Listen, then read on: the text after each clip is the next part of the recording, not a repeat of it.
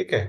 तो एक जो अनुसंधान विधि जो बाबा जी ने किया है ना, अब उसके बाद जो दूसरी विधि जिसको कह रहे हैं अनुसरण, अनुकरण तथा अध्ययन, इसको अपने लोगों को अच्छे से पढ़ना चाहिए। मुझे लगता है ये बहुत महत्वपूर्ण है।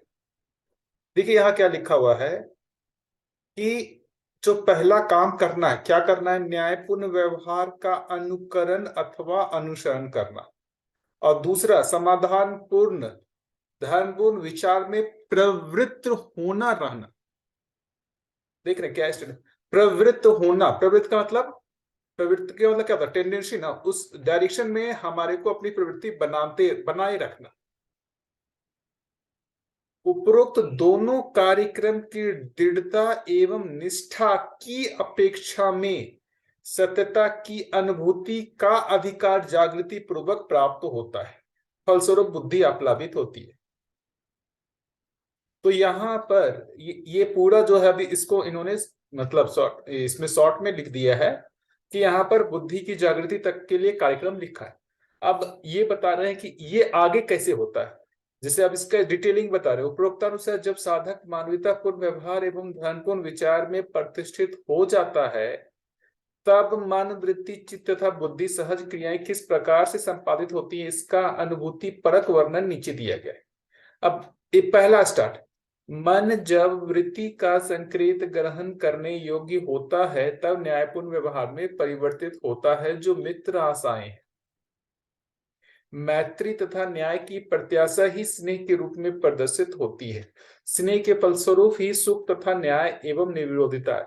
मानवता के संरक्षणात्मक, परिपालनात्मक और आचरणात्मक नियमों की ही न्याय संज्ञा है। अभी देखिए पहला स्टार्ट, मन जब वृत्ति का संकेत ग्रहण करने लगता है, तब न्यायपूर्ण व्यवहार में परिवर्तित होता है, जो मित्र आशाएं। देख रहे हैं मतलब क्या बढ़िया चीज लिखा।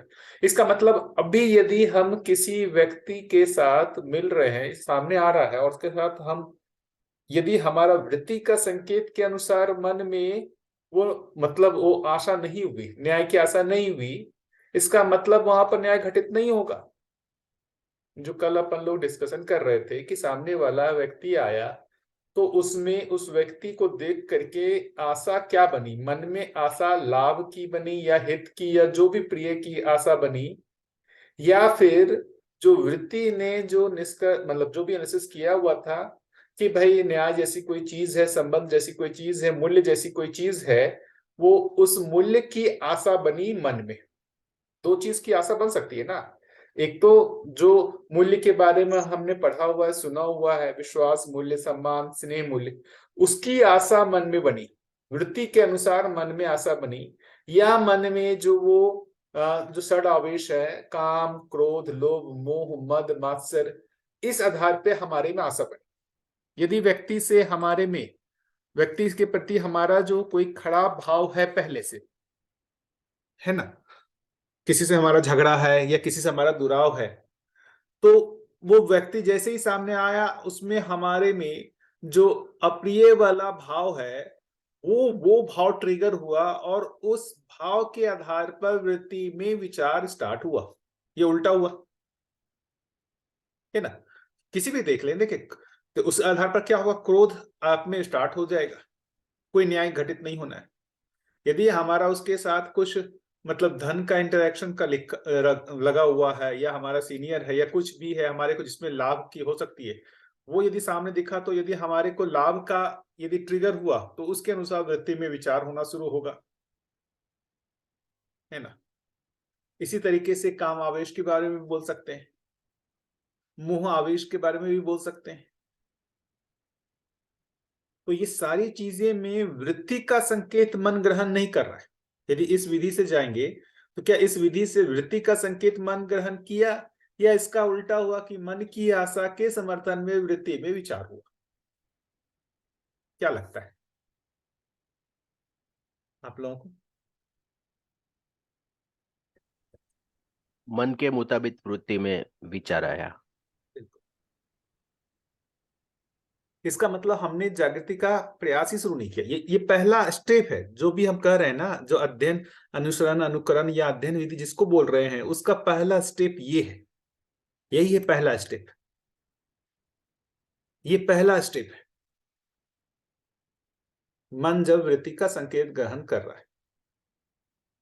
वही स्टेप में हम यदि अभ्यास नहीं कर रहे हैं, अभी हम कर क्या रहे हैं, हम इस चीज को पढ़ रहे हैं, लेकिन जैसे ही व्यक्ति सामने आ रहा है उस समय ये वाली जो आशा है वृत्ति के का जो संकेत ग्रहण करना है मन को, वो न ग्रहण करके जो मन का पूर्वाभ्यास है, मन का पूर्वाभ्यास है, उस आधार पे ही वृत्ति में विश्लेषण होने लगता है। क्या प्रैक्टिकल ये प्रॉब्लम हो रहा है कि नहीं हो रहा है? हम सभी, मतलब मैं इंक्लूडिंग, मैं अपने को भी करता हूँ, कई समय हमारे मेरे साथ भी होता है ऐसा, प्रॉब्लम से हम लोग जूझ रहे हैं या नहीं जूझ रहे? हाँ जी, जूझ रहे हैं। तो रीजन क्या है कि हमने जो वही कहा है उसका जो विचार अभ्यास या व्यवहार अभ्यास जो करना है वो हमने नहीं किया। यहीं पर ये अभ्यास की आवश्यकता है, और ये जो अभ्यास है वो वृहद अभ्यास है। शास्त्राभ्यास का जो वो थ्योरी हमने पकड़ा, थ्योरी हमने समझा, उसका प्रैक्टिकल अभ्यास यही है। इसी से पुष्टि है शास्त्राभ्यास की। आपने शास्त्राभ्यास किया है, उसकी पुष्टि वहीं पर है। यदि शास्त्राभ्यास ठीक ढंग से नहीं किया है तो इसकी पुष्टि भी वहां नहीं होगी। यदि हमने वहां पर उस रूप में उसको, मतलब ये जो भी वस्तु है, ये वस्तु हमारे जीने की वस्तु है, इस रूप में इसको पठन नहीं किया है तो फिर वो उस रूप में स्वीकार भी नहीं हुआ है। स्वीकार नहीं हुआ है तो उस रूप में वृत्ति का संकेत जो है मन ग्रहण भी नहीं करेगा। हमने इसको सिर्फ एक लॉजिक के वे में किया है, दूसरों को बताने के अर्थ में किया है, तो दूसरों को हम बताने की जगह पे कर सकते हैं।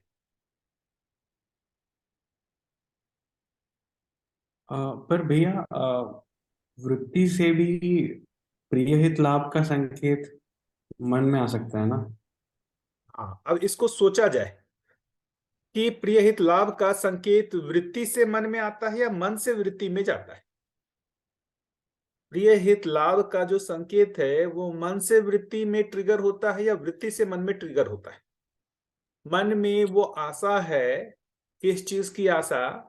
शरीर मूलक विधि से, है ना, सुखी होने की आशा, उसके कारण वृत्ति का प्रियहित लाभ का दृष्टि ट्रिगर होता है, या फिर वृत्ति के प्रियहित लाभ दृष्टि के कारण मन में ट्रिगर होता है, वैसा शरीर मूलक विधि से संवेदनाओं से सुखी होने की?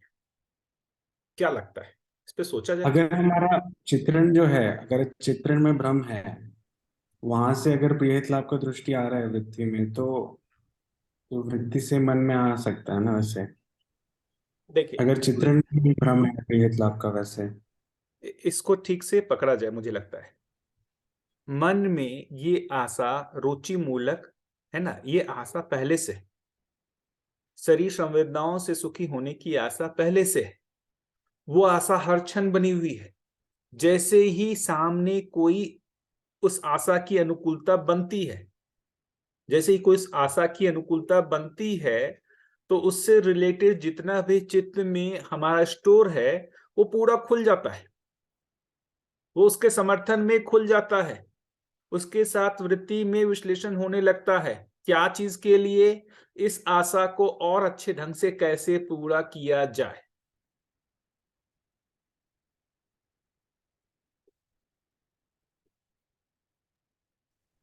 ये पकड़ में आ रही बात? व्यक्ति आए और मान लीजिए कि हमको उसकी कोई बात पसंद नहीं आती है, तो ये क्या सीक्वेंस बना, मतलब बातों में, तो ये क्या रुचि मूलक के अंदर ही आएगा क्या? बिल्कुल, आप देखिए ना, अच्छा नहीं लगा तो ये भाव कहाँ पहला स्टार्ट हो रहा है?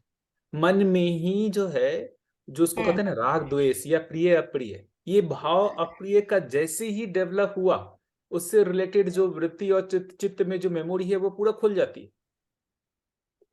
हाँ, तो ये भी मन से शुरू है क्या? मतलब ये रुचि बस, मूलक वाले के अंदर आएगा क्या, या अब ये इसको, मूल्य मूलक में आएगा? नहीं नहीं, देखिए मूल्य मूलक में तो नहीं आएगा। रुचि में जो 4 से 5 संवेदनाएं कह रहे हैं ना, यहाँ पर हाँ संबंध में भी हम इसको रुचि ही कह रहे हैं, प्रिय अप्रिय वाले ही जगह पर है। हाँ।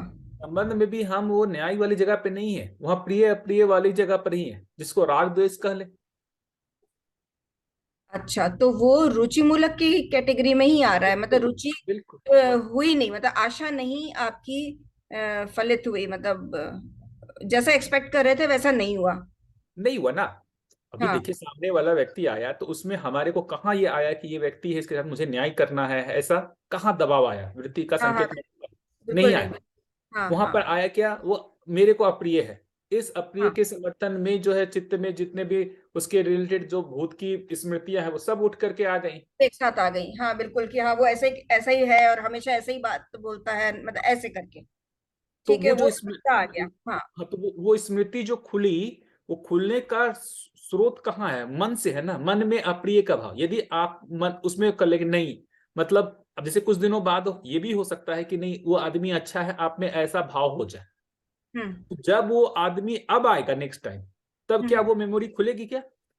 हाँ फिर तुम्हें अगर ध्यान पूर्वक अगर मैं न्याय का करूं कि नहीं, मुझे इस व्यक्ति के साथ में धीरता के साथ में न्याय पूर्वक पेश आना है, तो उस भाव को डायरेक्शन चेंज कर सकते हैं।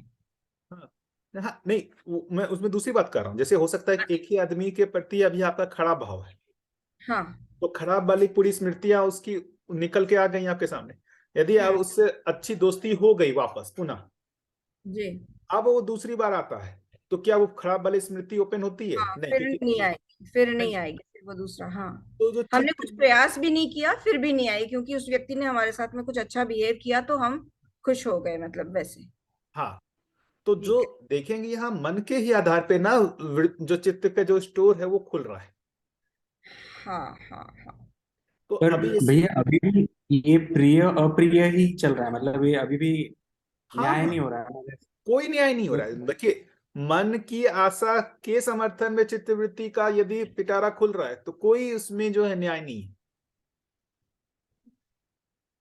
तो मन की ठीक, आशा में सारे जो अपने एक्सपेक्टेशंस हैं जो फुलफिल नहीं होते हैं, वो भी सब मन की आशा के अंदर ही आएंगे।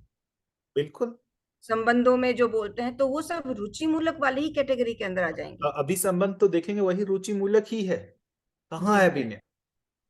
हाँ। जो भी न्याय आएगा ना वो ऊपर से आएगा, चित्तवृत्ति से आएगा।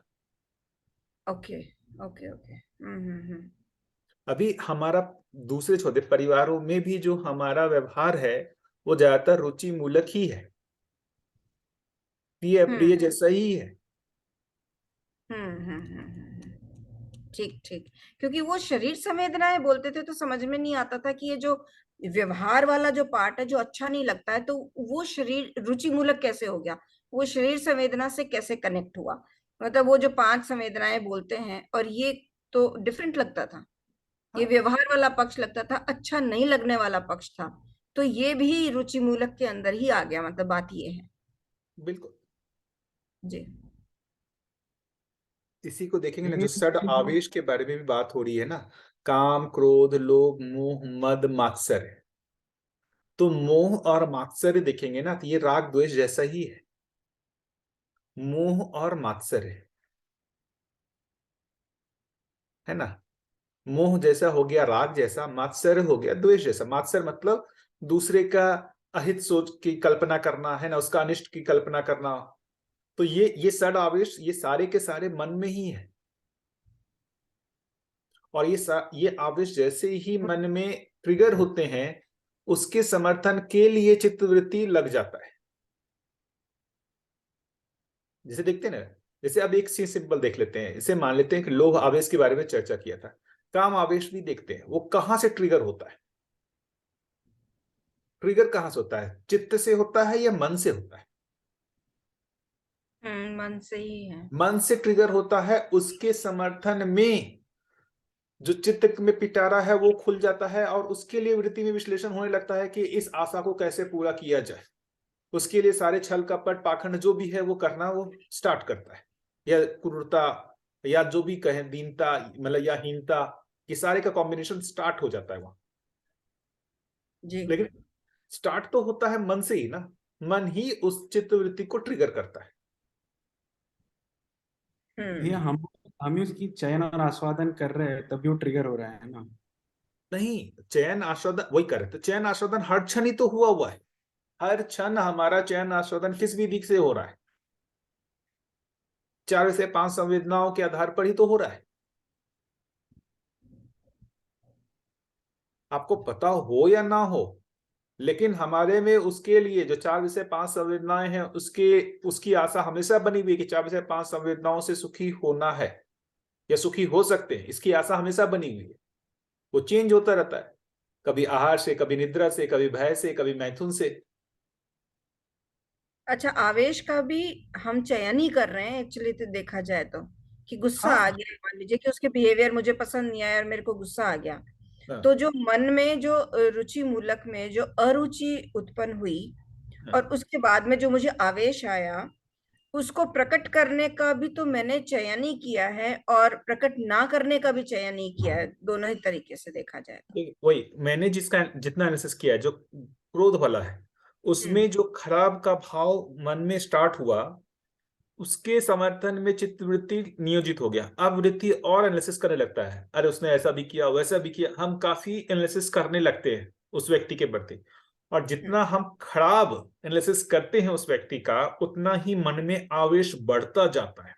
तो मन में एक छोटा सा आवेश मतलब स्टार्ट हुआ, उस आवेश के समर्थन में चित्तवृत्ति नियोजित हो गया, खराब चित्रण करने लगे, उसका खराब विश्लेषण करने लगे, खराब विचार करने लगे, और उससे मन में जो उसके प्रति जो भी द्वेष का भाव था वो और ज्यादा प्रबल होता है। और जब एक समय पे इतना प्रबल हो जाता है कि उस आवेश को आप रोक नहीं पाते हैं, किसमें, वाचिक और मानसिक, ये कायिक रूप से, एक समय तक आप जो है मानसिक रूप में ही करते रहते हैं, कायिक वाचिक से उसको प्रकट नहीं कर रहे होते हैं। हम्म। जब एक समय आवेश इतना प्रबल हो जाता है कि मन अब उसको मेधस पे ट्रांसफर किए बिना रह ही नहीं पाता है, तो वो ट्रांसफर अपने आप ही हो ही जाता है। देखिए ना गुस्सा की घटना में, हम्म। सोच के देखिए इस पे।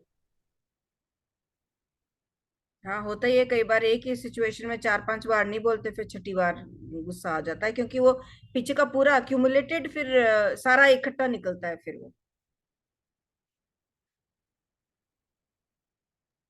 बिल्कुल। हम्म। और जबकि ये हो सकता है कि जो छठा पॉइंट था वो इतना इतना खराब नहीं भी था, लेकिन वो 5 पहले इकट्ठा हो गया था तो उसके साथ में निकलता है वो। और जो लास्ट पॉइंट था वो ऐसा कोई ट्रिगरिंग पॉइंट भी नहीं होगा बेशक, लेकिन वो हाँ चूंकि 5 एक्यूमुलेट हो गए थे तो फिर वो निकल पड़ा। बिल्कुल, इसको देखा जाए कि वो आवेश सडनली नहीं बनता है। कई बार तो हम्म। सडनली नहीं बनता है, कई बार हो सकता है किसी व्यक्ति से सडनली भी बन जाए, लेकिन कई बार जो होता है वो एक्यूमुलेट होता है। और फिर जैसे ही कोई एक, जो आपने कहा ना, कोई कोई इंस्टेंटेनियस रीजन बनता है, उससे जो पुराने उसके समर्थन में जितने भी चित्रण और विश्लेषण है वो सब एक्टिवेट हो जाते हैं एक साथ। हम्म। और यदि वो मन के लेवल पे पचाने की क्षमता नहीं रह पाती, मतलब मन के लेवल पचाने का मतलब, मन में आवेश आ रहा है लेकिन चित्तवृत्ति को कहीं ना कहीं ये मतलब आभास हो रहा है कि यार इसको प्रकट नहीं करना है, प्रकट करने से ना मतलब अहित होगा, हम्म। तभी तो वो प्रकट नहीं कर रहा है। उसको दबाए हुए, कौन दबा के रखा हुआ है, चित्त वृत्ति ही उसको दबा के रखा हुआ है, खासकर वृत्ति ही उसको दबा के रखा हुआ है कि नहीं प्रकट नहीं करना है, प्रकट नहीं करना है। लेकिन आवेश यदि एक लेवल से ज्यादा हो गया, वृत्ति उसको दबा के नहीं रख पाता है। तो जैसे ही वृत्ति मन को दबाने का प्रोसेस खत्म हुआ, वृत्ति जो मन से है वो शरीर में ट्रांसफर होता है, तो आप हम्म। कायिक वाचिक रूप से व्यक्त हो जाते हैं। हम्म। हम्म। अभी भी कई जगह पे हम वृत्ति से मन को नियंत्रित किए हुए रहते हैं, हर आदमी करता है। ऐसा नहीं है कि मन पूरी तरीके से ही हावी है। क्या हर आदमी, देखिए ना, इमीडिएट गुस्सा हो ही जाता है क्या? संबंधों में हमारे मान लेते हैं पति पत्नी माता पिता भाई बहन, जहां भी हमको खराब लगता है, लेकिन हम उसको इमीडिएट व्यक्त नहीं करते हैं। वृत्ति में कहीं ना कहीं उस न्याय की अपेक्षा रहती ही है, नहीं वो मेरा संबंधी है, इसको खराब लग जाएगा। तो ये जो चीज है ना, ये आंशिक रूप में अभी भी हो रहा है। देखिए ना, ये देखिए, ये हम्म। आंशिक रूप में अभी भी हो रहा है, नहीं हो रहा है? क्या लगता है? बिल्कुल तभी होता है। और हर व्यक्ति अपने लेवल पे करता ही है, अच्छा का कोशिश करता ही है वो। तभी तो वो व्यक्त नहीं कर रहा होता है। हम्म।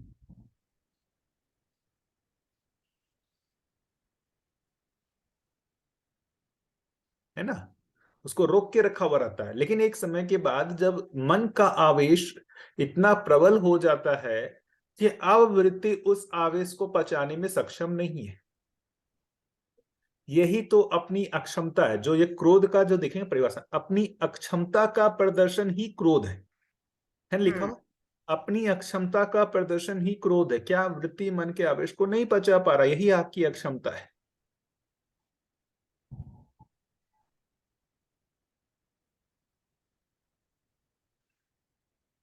यदि वृत्ति किसी दूसरे की मतलब आवेश, जो भी मान ले गलत कर रहा है, उसकी आवेश को पचा ले रहा है, यही तो धीरता में प्रकट होगा। सामने वाला गलत कर रहा है तो भी आप वृत्ति, मन में खराब का भाव आ रहा है तो भी वृत्ति जो है वो कह नहीं भाई न्याय करना है हमारे को, ये प्रबल रहता है और इस आधार पर वो धीरता का प्रदर्शन करता है। हाँ। आप करते ही हैं, बच्चे के साथ आप धीरता का प्रदर्शन करते ही हैं।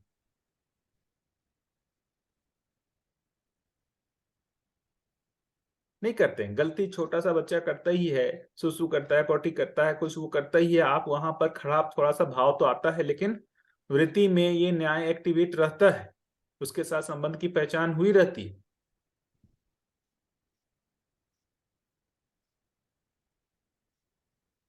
जी बिल्कुल। ये सब महत्वपूर्ण है। इसीलिए देखिए ना, इसको कहा जा रहा है मन जब वृत्ति का संकेत ग्रहण करने योग्य होता है तब न्यायपूर्ण व्यवहार में परिवर्तित होता है जो मित्र आशाएं, तभी मित्र आशाएं जन्म होंगी। मित्र तथा न्याय की प्रत्याशा ही स्नेह के रूप में प्रदर्शित होती है। तो आप जिनको भी अपने को, जिनको भी पहचानते हैं, मान लीजिए मोहवश भी, तो वहां पर आप ये करते ही हैं, उदारता दिखाते ही हैं। जिनको नहीं मानते वहां उदारता नहीं दिखाते।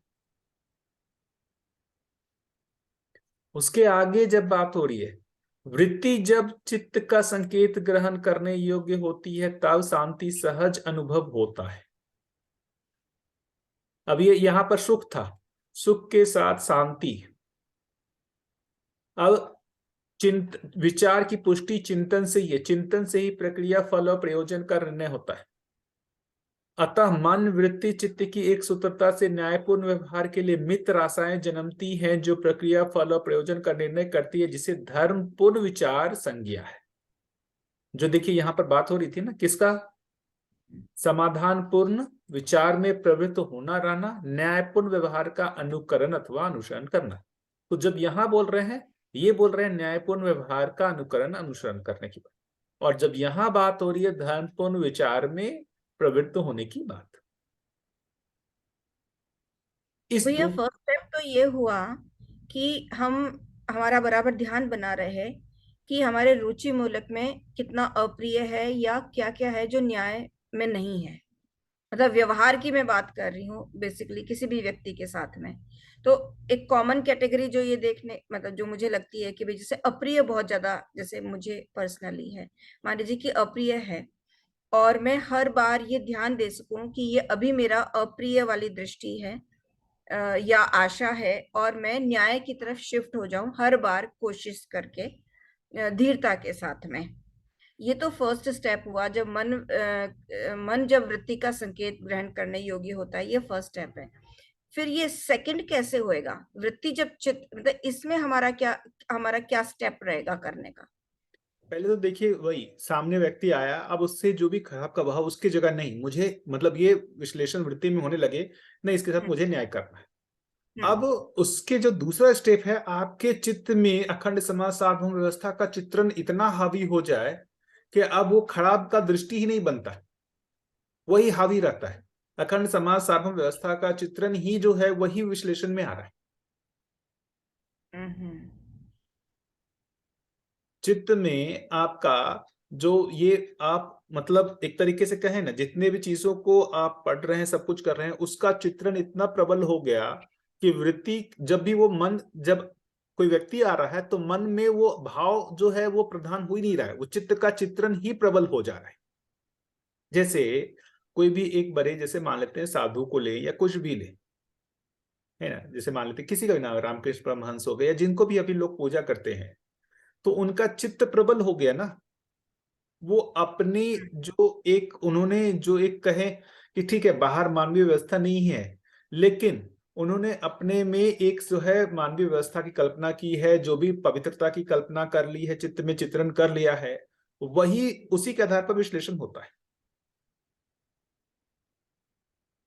मन बाहर के संकेत को कम ग्रहण करने लगता है, चित्त के संकेत ज्यादा आने लगते हैं। उसके लिए अपने अपने को ये मतलब अध्ययन का हाँ बराबर चलता रहे, और हाँ वो विजन ब्रॉड हो जाए पूरा, मतलब वही अस्तित्व के की तरह से सोचने लग जाए, फिर इंडिविजुअल के बजाय कि मुझे हाँ प्रिय अप्रिय के बजाय हाँ सह अस्तित्व का चित्रण हो जाए। Exactly exactly. यहाँ पर शास्त्राभ्यास चिंतनाभ्यास आएगा सेकंड स्टेप के लिए।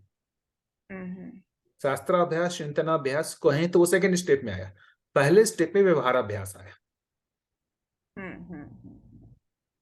तो व्यवहाराभ्यास हो रहा है, लेकिन वहां पर वो बहुत बड़ा चित्त में चित्रण खुल नहीं रहा है, लेकिन फिर भी आपने वृत्तीय विश्लेषण कि नहीं मेरे को इस अप्रिय के साथ नहीं, मेरे इसके साथ न्याय करना है, ये गलत हो रहा है, मैं गलत व्यवहार कर रहा हूं, है ना, ये होकर के मुझे सही व्यवहार करना है, ये वृत्ति जो है विश्लेषण करके उसको सही करने का प्रयास कर रहा है। अब वृत्ति को ये विश्लेषण करने की आवश्यकता ही नहीं पड़ रही है, क्योंकि चित्त में पहले से ही इतना बड़ा जो सहअस्तित्व के वो चित्रण हो गया है, तो वृत्ति के लिए वो वही वस्तु मिल रही है। वृत्ति फ्री हो गई। वृत्ति फ्री होगा क्या मतलब, वृत्ति चित्त के उस समर्थन में आ गया, वो मन का जो प्रभाव था वो कम हो गया, वृत्ति जो है चित्त का संकेत ग्रहण करने लगा।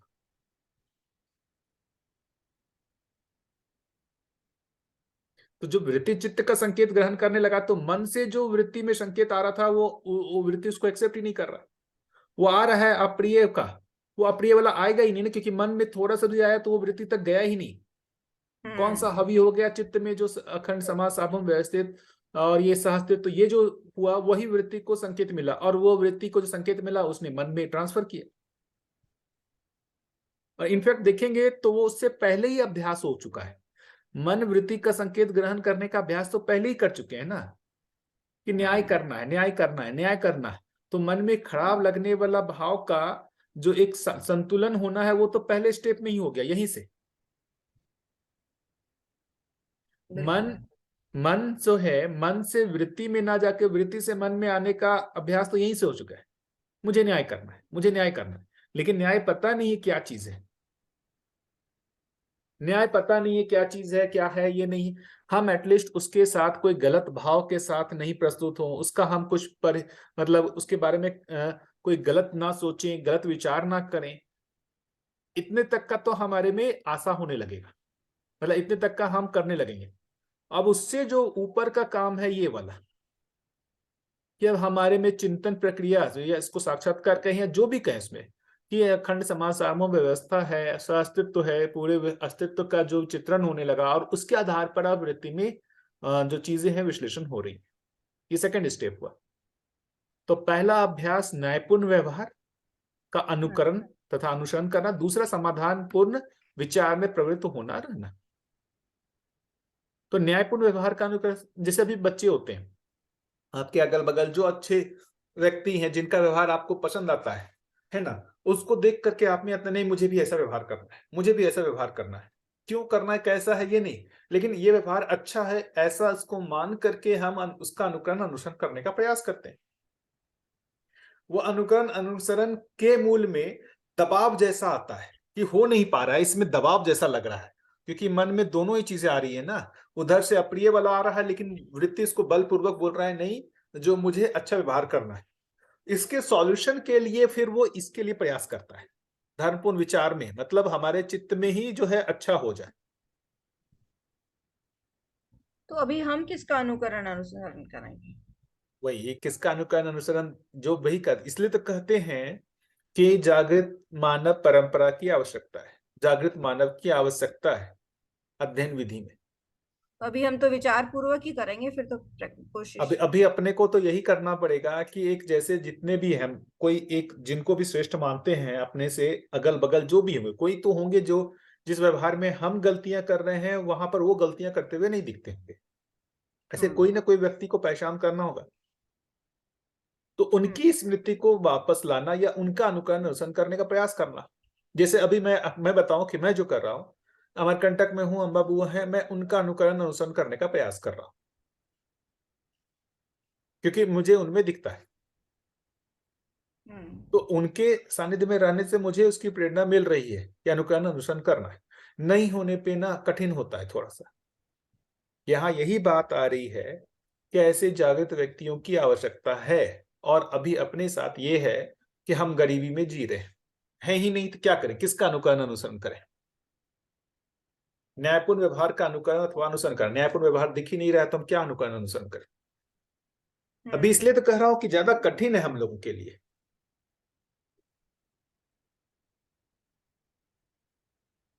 यदि ऐसे श्रेष्ठ व्यक्ति की पहचान हो पाती है जिसमें हमको ये आस्था बन पाती है कि ये न्यायपूर्ण व्यवहार कर रहे हैं, तो उनसे हमको प्रेरणा मिलती है कि हम भी उनका अनुकरण अनुसरण करें। क्या है न्याय पता नहीं, लेकिन भाई उनका व्यवहार हमको अच्छा लगता है। वो कई जगह मुझे धीरता के साथ प्रस्तुत होते हुए दिखते हैं, तो मुझे भी धीरता करना है।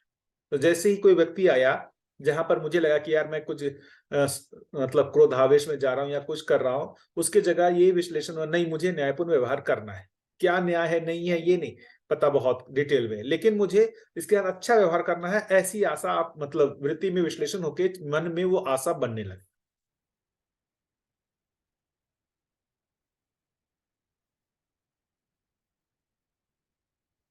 लेकिन इतने से वो अनुकरण अनुसरण से होगा नहीं। अनुकरण अनुसरण से जो है ना, इसकी इसकी जो है वो बनेगी, आवश्यकता बनेगी किस चीज की? कि हमारे को जो मतलब चित्त के लेवल पे काम करना पड़ेगा। क्योंकि मैं करने का प्रयास कर रहा हूं, लेकिन ये प्रयास में ना मतलब एक दबाव जैसा लग रहा है, बलपूर्वक करना पड़ रहा है। जो ये बलपूर्वक करना पड़ रहा है इसमें मतलब सहजता आ जाए, इसके लिए फिर हमको ऐसा मेरे चित्त में चित्रण ही हो जाए पूरी तरीके से, मानवीयता का ही चित्रण, धर्मपूर्ण हमारा विचार ही हो जाए। वो धर्मपूर्ण विचार वो कहां से आएगा? वो चिंतन से ही आएगा। ये देखिए, विचार की पुष्टि चिंतन से ही।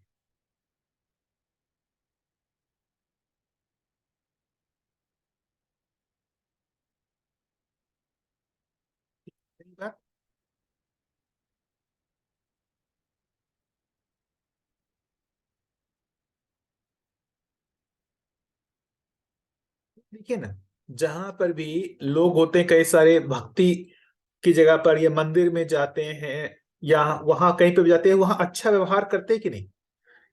जितने जो लोग मंदिर में मिलते हैं या कोई धार्मिक स्थल पे मिलते हैं या कुछ अच्छे मतलब कोई भी आयोजन हो रहा है वहां पे मिलते हैं, कहीं पर मान लीजिए कोई अच्छी गोष्ठी हो रही है, जीवन विद्या शिविर हो रहा है, या जहां पर भी ऐसे बहुत सारे शिविर और भी दूसरे दूसरे, वहां पर लोगों में देखेंगे तो उनके व्यवहार में क्या मधुरता जैसी दिखती है कि नहीं दिखती है? आप लोग का क्या आकलन है? वहां मधुरता दिखता है कि नहीं व्यवहार में? मतलब उस वैसे आयोजनों के अलग जो जो मतलब किसी और जगह पर मिलते हैं तो वहां जैसी मधुरता के साथ लोग प्रस्तुत होते हैं, क्या उससे कई गुना ज्यादा दिखता है कि नहीं? कि जहां ऐसे आयोजनों में लोग जो है मधुरता के साथ एक दूसरे के साथ व्यक्त हो रहे होते हैं।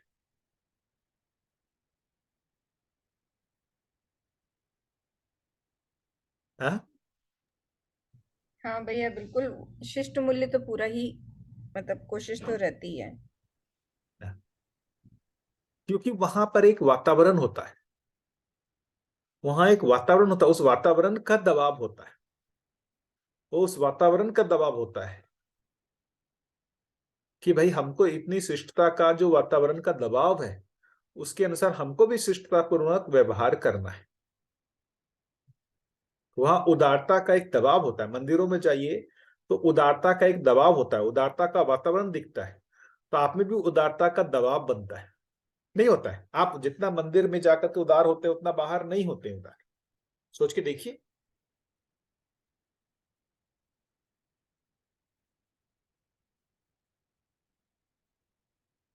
इसलिए देखेंगे ना आगे जो लिखा हुआ है, ये देखिए, ये देखिए, अपराध के अभाव में आशा का प्रत्यावर्तन। ये देखिए, ये जो लिखा हुआ है ना, अभी जो बात हो रही थी, अपराध के अभाव में आशा का प्रत्यावर्तन, वही जो हुआ कि मन वृत्ति का संकेत ग्रहण करने लगे, तो ये आशा का प्रत्यावर्तन हुआ। अन्याय के अभाव में विचार का प्रत्यावर्तन, मतलब वृत्ति चित्त का संकेत ग्रहण करने लगे, है ना, मतलब सहअस्तित्व का चित्रण होने लगे।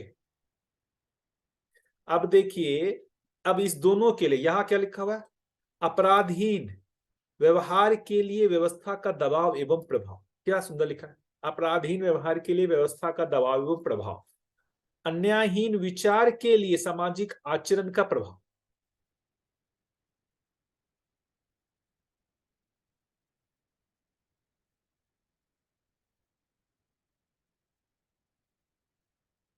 अब उसके आगे जो बात हो रही है, उसके आगे जब बात हो रही है, वृत्ति चित्त का तो हो गया, अब बात आ गई है, चित्त जब बुद्धि का संकेत ग्रहण करने योग्य होता है तब संतोष सहज अनुभूति होती है।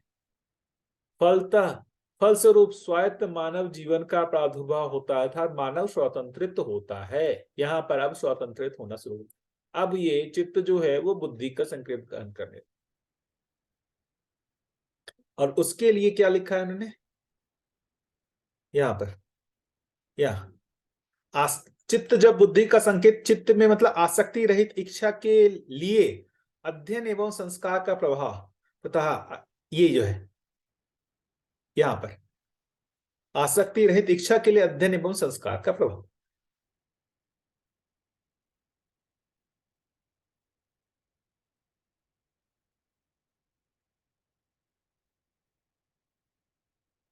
उसी को बोल रहे हैं, मानवतापूर्ण व्यवस्था, सामाजिक आचरण, अध्ययन और संस्कार।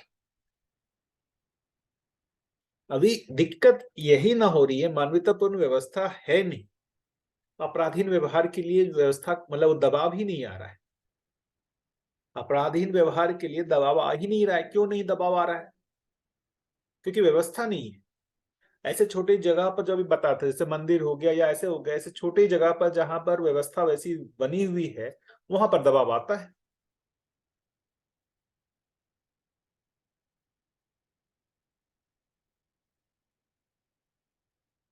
अभी हमारे लिए थोड़ा सा कठिन है, हमको थोड़ा कठिन श्रम करना पड़ेगा, क्योंकि ये व्यवस्था का दबाव है ही नहीं। व्यवस्था का दबाव नहीं है तो हमारे आशा का प्रत्यावर्तन हो नहीं पा रहा है। क्यों नहीं हो पा रहा है भाई, हमारे को सब दिख रहा है कि भाई मैं यदि इसके साथ न्याय करने जाऊं, मित्र आशाएं रखूं, तो वो हमको चीट ना कर ले। देखिएगा इसमें सबसे बड़ा दिक्कत कहां पर आ रहा है कि अभी यदि मैंने ऐसा करने का कोशिश किया तो लोग मुझे चीट करने लगेंगे, है ना, लोग मुझे बुद्धू बना देंगे। किस चीज का दबाव है बताइए ना, आप अविश्वास के साथ ही स्टार्ट करेंगे। क्यों, क्यों लगता है कि मैं ऐसा न्याय के साथ और उसके साथ प्रस्तुत हुआ तो लोग तो मेरे को बुद्धू बना देंगे। व्यवस्था ऐसी बनी हुई है, इसका दबाव देखिए कितना ज्यादा है, इसके उल्टा दबाव है, व्यवस्था का दबाव आ ही नहीं पा रहा है। इसलिए बार बार बात हो रही है कि अपने को व्यवस्था बनानी पड़ेगी। बाबा जी देखेंगे तो उनको खुद मुक्ति होने का उन्होंने प्रयास क्या किया, इसी का ही तो प्रयास किया, व्यवस्था बने, तभी व्यक्ति में तो दबाव आएगा।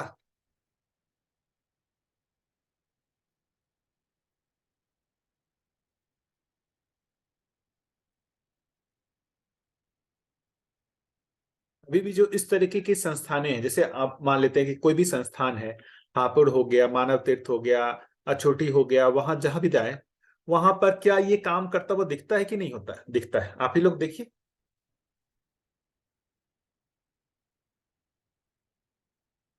है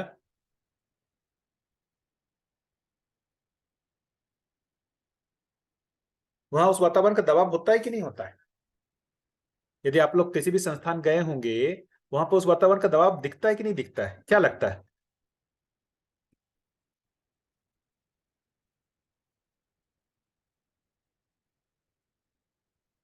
कोई गए हैं संस्थान, ऐसे कोई संस्थानों में।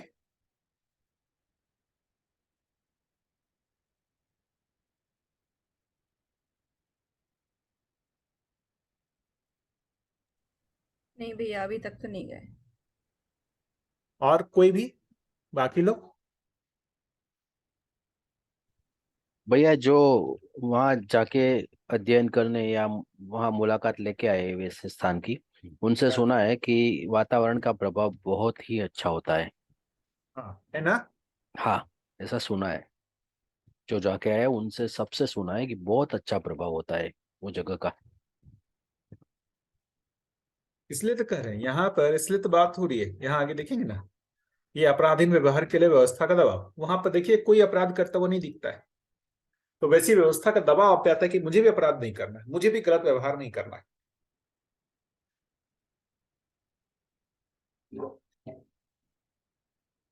तो जब तक हमारे में जैसे अभी नहीं हो पा रहा है, तो अपने को वातावरण बदलने की जरूरत है, जहां पर हमारे को ऐसा दबाव आए। लेकिन यदि हम सिर्फ वातावरण को ही महत्वपूर्ण मान लेंगे तो क्या होगा, वैसे वातावरण में लगेंगे तो वैसा दबाव, हम वैसा व्यवहार करेंगे। उससे हम अलग वातावरण में जाएंगे तो अलग व्यवहार करने लगेंगे।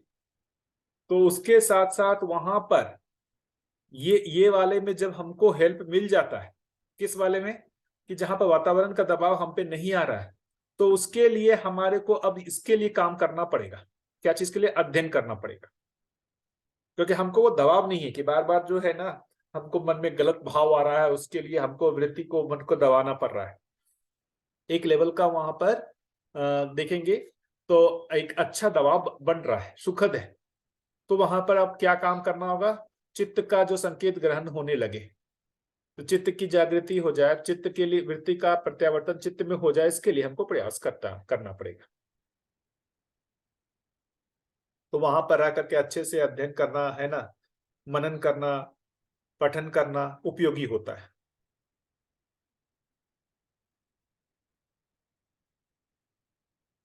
तो ऐसे बीच बीच में मेरा अनुमान है कि ऐसे अपने को जाते रहना चाहिए, ऐसे जो भी जगह है जहां पर ऐसा दबाव बनता है और अपने अंदर प्रेरणा बनती है, ऐसी जगह अपने को जाना चाहिए। कि अभी हम जिस माहौल में रह रहे हैं, जिस वातावरण में रह रहे हैं, उसके ठीक विपरीत दबाव आ रहा है अपने ऊपर। बहुत ही विकट दबाव की स्थिति में अपन लोग चल रहे हैं।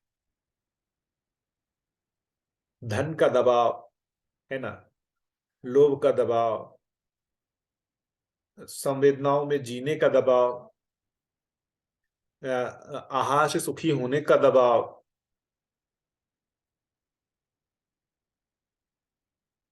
है ना, संवेदनाओं से सुखी होने का दबाव, लोगों पे अविश्वास करने का दबाव। इतने सारे दबाव हैं या नहीं है, सोचा जाए, देखिए।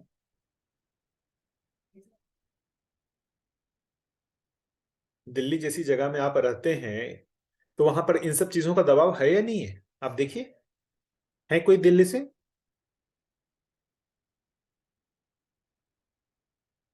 दिल्ली, मुंबई, ऐसे बड़ी सिटी से है कोई?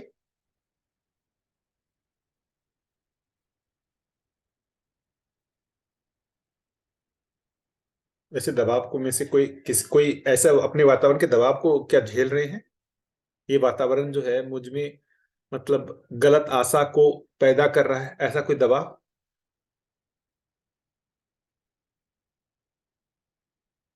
कोई भी आप लोगों में से?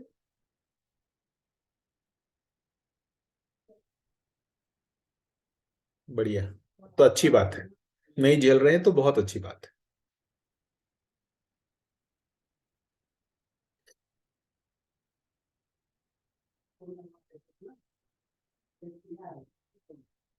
इन सब चीजों को ना, ये जो चैप्टर है इसको हर दिन पढ़ना चाहिए, इसको लगातार पढ़ना चाहिए। ये जो मध्यस्थ दर्शन का ये जो चैप्टर है, ये 17वां चैप्टर, इसको हर दिन पढ़ना चाहिए कि इससे पता तो चले हमको काम क्या करना है। ये रहस्य मुक्ति, इसको हर दिन पढ़ना चाहिए, तभी अपने को पता चलेगा कि हमको करना क्या है। वरना हम विस्मित हो जाते हैं। अपने को ये सब जो चीजें हैं ना, ये सब सब अभी पढ़ रहे हैं, अभी ऐसा लग रहा है कि अभी अपने में लाइव है।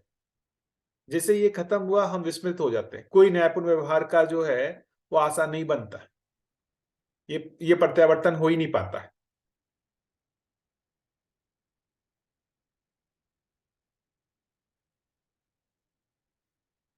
हाँ भैया, ये तो डेली रिमाइंडर चाहिए वर्क, इसको रोज रोज हर हर समय ध्यान रखना।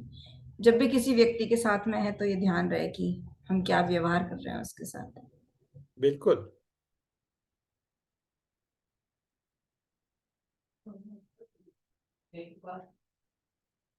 बढ़िया। आप बताइए, और बाकी कुछ चर्चा हुई हो या कुछ और मुद्दे हो जिस पे अपन लोग चर्चा कर सकते हैं?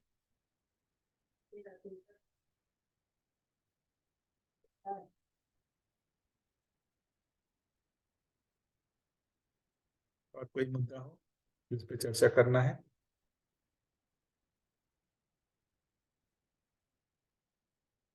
ठीक है भाई, आप लोग भी कुछ बोलेंगे तब तो मैं कुछ बोलूं। अपनी तरफ से कितना बोलूं? भैया एक एक सवाल था, उपयोगिता और कला मूल्य जो है उसके बारे में। तो जैसे अ, उपयोगिता हर चीज की हमको पहचाननी है ना, ये बोला गया है। हम्म। तो उसे फिर मतलब उसको नियम धर्म सत्य के दृष्टि में कैसे देख सकते हैं, मतलब वो उपयोगिता को, कि अभी जैसे कोई चीज है जो मतलब जो मतलब जो हमारे सामने आ गई है अभी, उसका उपयोगिता कैसे पहचाने, मतलब नियम धर्म सत्य के रूप में। देखिए ना, जैसे मान लेते हैं कोई भोजन की चीज है ना, खाने पीने की चीज है, तो वो उसकी उपयोगिता क्या है कि वो शरीर का पुष्टि करता है, शरीर को स्वस्थ रखता है, ये उसकी उपयोगिता हो गई। अब कितना पुष्ट करता है ये डिपेंड करता है ना, उसी में जैसे डायरेक्टली कोई एक रॉ मटेरियल मिला, अब अपन उसको क्या करते हैं, हम उसको स्वादिष्ट भी बनाते हैं, या शरीर के लिए और ज्यादा उपयोगी हो जाए उसके लिए भी काम करते हैं। तो वहां पर हमारा तो कला मूल्य ऐड हो रहा है कि नहीं हो रहा है? ये दवाइयां क्या है, जितनी भी आयुर्वेदिक दवाइयां हैं सब उसमें क्या है, उसकी उपयोगिता को बढ़ाने का ही तो काम है। वहां कला मूल्य आता है या नहीं आता हाँ आता है। है ना? तो एक तो चीज है कि वहां न्याय धर्म सत्य की दृष्टि का मतलब क्या हुआ भाई, एक तो ये समझ में आना कि भाई मान जो हमारा जो मैं हूं जीवन और शरीर के संयुक्त रूप में हूं, और यदि शरीर को मैं साधन के रूप में मानता हूं तो शरीर के स्वस्थ रहने की जिम्मेदारी है मेरी। तभी तो मैं यदि मान लीजिए प्रमाणित होने का प्रयास करता हूं, या प्रमाणित होने से पहले यदि हम अनुभव संपन्न होने का प्रयास कर रहे हैं तो वो भी तो शरीर के माध्यम से ही हो रहा है। शरीर के माध्यम से ही तो हम पढ़ रहे हैं, शरीर के माध्यम से ही तो हम चर्चा कर रहे हैं। तो ये स्वस्थ बना रहेगा तभी तो हम ये सब काम अपनी जागृति के कर सकते हैं। इसके स्वस्थ बने रहने के लिए हमारे को कौन से भोजन पानी कैसे उपयोगी होगा, है ना, उस उपयोगिता में उसकी उपयोगिता को हम कितना और बढ़ा सकते हैं, वहां पर हमारा क्या कला मूल्य होगा। अभी जैसे कला मूल्य अभी समाज में बना हुआ लेकिन उपयोगिता गौण हो जा रहा है। जैसे अभी स्वाद प्रधान कला मूल्य हो गया, जैसे किसी भी भोजन में वो शरीर के लिए कितना उपयोगी है ये छूट गया। क्या प्रधान हो गया? स्वाद प्रधान हो गया। तो उस कला का अभी भी प्रयोग हो रहा है लेकिन वो कला में उपयोगिता को हम क्या कर दिए, गौण कर दिए, रुचि मूलक को प्रधान बना दिया। इतने सारे चल रहे हैं ना समाज में, उसकी जगह वो उसकी उपयोगिता के साथ यदि हमने उसको स्वादिष्ट भी बनाया होता तो और भी बढ़िया होता।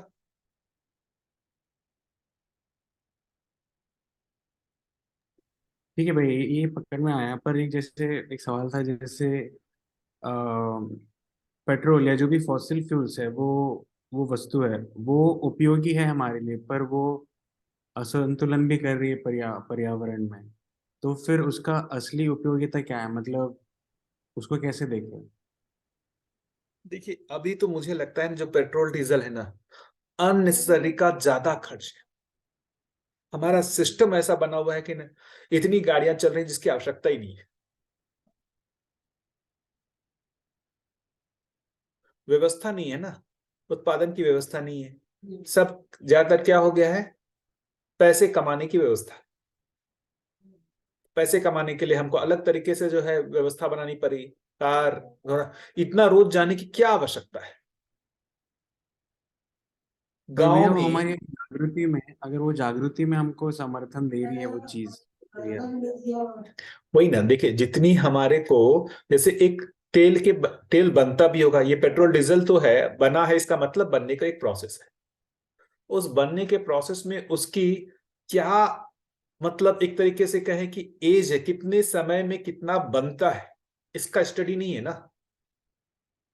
1 साल में कितना बनता है, 10 साल में कितना धरती में बनता है, जितना बनता है उतने को हम प्रयोग करें। नहीं बनता है तो ऐसे भी बहुत सारे अभी हो ही रहे हैं, जो रिसर्च हो रहे हैं, जहां पर बिना पेट्रोल डीजल के भी लोग कर ही रहे हैं। हम क्या है ना, इजी की तरफ जाते हैं, हमारे लिए उपयोगी और हमको श्रम ना करना पड़े इसकी तरफ हम जाते हैं, तब ये सारी चीजें आती। अभी आप देखिए ना, आदमी को आधा किलोमीटर भी जाना हो तो साइकिल से नहीं चलेगा, वो अपनी बाइक और स्कूटर निकालेगा, जाएगा। आधा किलोमीटर की बात कर रहा हूं मैं, जाते हैं क्या?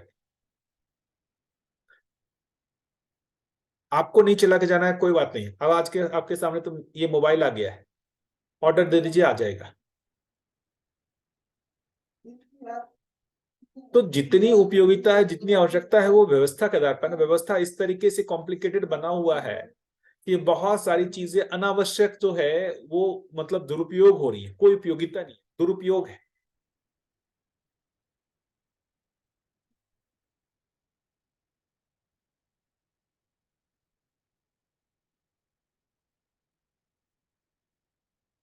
केंद्रित जो मानसिकता है, लाभ भोग केंद्रित, है ना, लाभ केंद्रित, भोग केंद्रित, उसके लिए ये सारी चीजें जो है ना, वो तो दुरुपयोग ही हो रही है, कोई सदुपयोग नहीं हो रहा है इसका।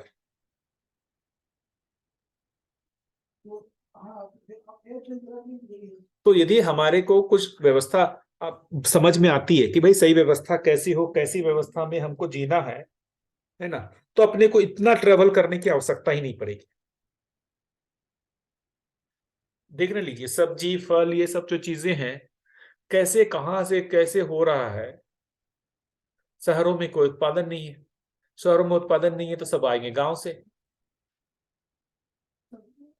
वहां पे इतने सारे ट्रांसपोर्ट के साधन है। चॉकलेट बिस्किट दिल्ली में बनेगा, उससे सब जगह जाएगा।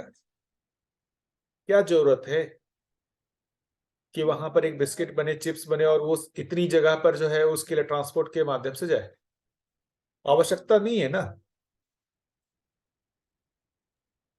भैया पर जैसे बोला है कि जैसे आहार, आवास, अलंकार, फिर दूर श्रवण, दूर गमन और दूर वो सब भी हमारी जरूरतें हैं, है ना? वही तो जरूरतें हैं, वो महत्वाकांक्षा में है। सामान्य हाँ, आकांक्षा में आहार आवास अलंकार, बराबर। है ना, तो वो भी आवश्यकता है, लेकिन कितनी आवश्यकता है ये तो नहीं पता है ना। वो आवश्यकताएं निश्चित नहीं है ना। ये नहीं कह रहा हूं कि इसे हमको जाना नहीं है दूरगमन, दूरगमन के लिए भी हमारे पास साधन होना चाहिए, लेकिन कितना दूर जाना है, हमको आधा किलोमीटर को भी हम दूरगमन कहें, अभी हम्म। तो बात यही है ना। हमारा दूरगमन क्या है, आधा किलोमीटर 1 किलोमीटर ही हमारा दूरगमन है, ना कि 500 1000 किलोमीटर। तो ये जो आशा है, महत्वाकांक्षा और स्वयं की आशा है, ये इसमें फिर हमको नियम धर्म सत्य लगा के फिर वो डिसाइड करना है, ऐसा कुछ? बिल्कुल। अभी एक तो देखिए कि ये जो चीज है कि ये धरती में संतुलन बने रहे, धरती में संतुलन बने रहे क्यों? क्योंकि भाई हम इसी धरती पे रह रहे हैं। ये जो यहाँ का जो वर्षा ऋतु और जो टेम्परेचर है, सही टेम्परेचर रहना, है ना, सही समय पे बारिश होना, सही समय पे मतलब ठंडी आना, ये जो आवर्तनशीलता बनी रहना है, उसमें जो भी इस धरती के अंग अवयव है, ये पेट्रोल डीजल पेड़ पौधे पानी, है ना, पत्थर पहाड़ नदी नाले, ये सब उसके अंग है। उन सारे अंगों की एक व्यवस्था है, वो वैसी बनी रहेगी तभी वो व्यवस्थित रहेगा। अरे हमारा शरीर एक व्यवस्था है ना, हम किडनी को निकाल के कहीं और लगा देंगे, शरीर व्यवस्था नहीं बिगड़ेगी। तो धरती भी अपने आप में एक संपूर्णता में एक अंग है, उस अंग में ये सारी चीजें समाई हुई हैं, उसमें व्यवस्था है। उस व्यवस्था को हम छेड़छाड़ करेंगे तो धरती अपने आप में असंतुलित होगी। धरती का असंतुलित होने का मतलब जो उस पर रहने वाले हैं उनमें असंतुलन आएगा। तो उस संतुलन को भी तो पहचानना है ना। अभी हम प्रयोग तो कर लिए हैं, सारा कुछ दुरुपयोग कर लिए हैं, लेकिन अब भय भी आ गया है कि धरती चलेगी कि नहीं चलेगी, ये धरती लंबा चलेगी कि नहीं चलेगी। तो मंगल ग्रह पे जो है या कहीं पर भी हम जमीन खरीदना शुरू कर दिए, दूसरी जगह जीवन बसाएंगे। जो हमको समृद्धि मिला है उसका सदुपयोग ना करके दुरुपयोग करके इसको नष्ट करने की डायरेक्शन में हम लोग चल रहे हैं। ये उपयोगिता थोड़ी है पेट्रोल डीजल की, ये तो दुरुपयोग है। ठीक है भैया। हाँ हाँ भैया, बढ़िया। इसमें जो मित्र आशाएं हैं, मतलब इसे बोला गया मित्र आशाएं। मित्र आशा जब बोल रहे हैं कि उसके साथ हमारे, जैसे आप आए तो आपके प्रति हमारे को कम से कम विश्वास या अच्छे भाव से व्यक्त होना है।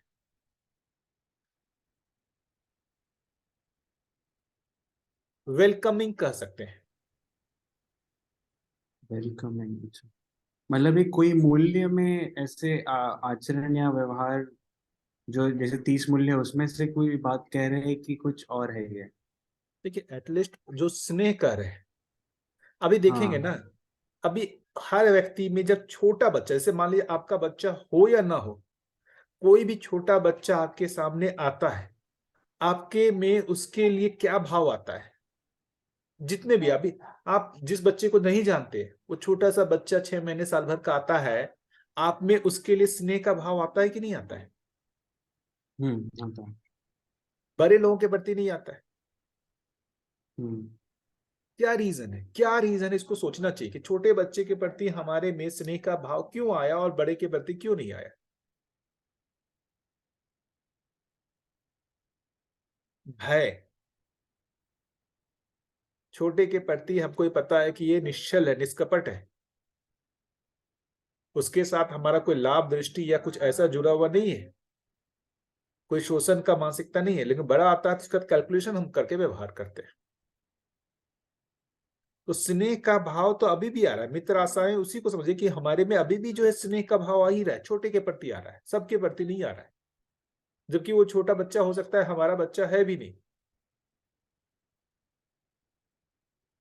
जैसे मैं देखता हूं, हमारी मेरी छोटी बच्ची है 4 साल की, हम लोग जहां रह रहे हैं, अगर बल्कि जितने भी लोग हैं वो इसको जैसे ही देखते हैं उनमें स्नेह का भाव दिखता ही है। मेरे लिए नहीं दिखता हो, लेकिन बच्ची के लिए दिखता है। और मैं भी देखता हूँ कि अगर वाले कोई बच्चे आते हैं उनको देख करके मुझ में स्नेह का भाव आता ही है। जो स्नेह का भाव कुछ लिमिटेड हो गया है, कुछ लोगों की आंशिकता में है, उसको सब लोगों के प्रति करने का है। अभी सोचिए ना, जो छोटे बच्चों के प्रति आ रहा, हर आदमी जो भी आ रहा हो आप में वैसा ही उसके प्रति स्नेह का भाव हो, तो आपका हर दिन कितना सुखद होगा।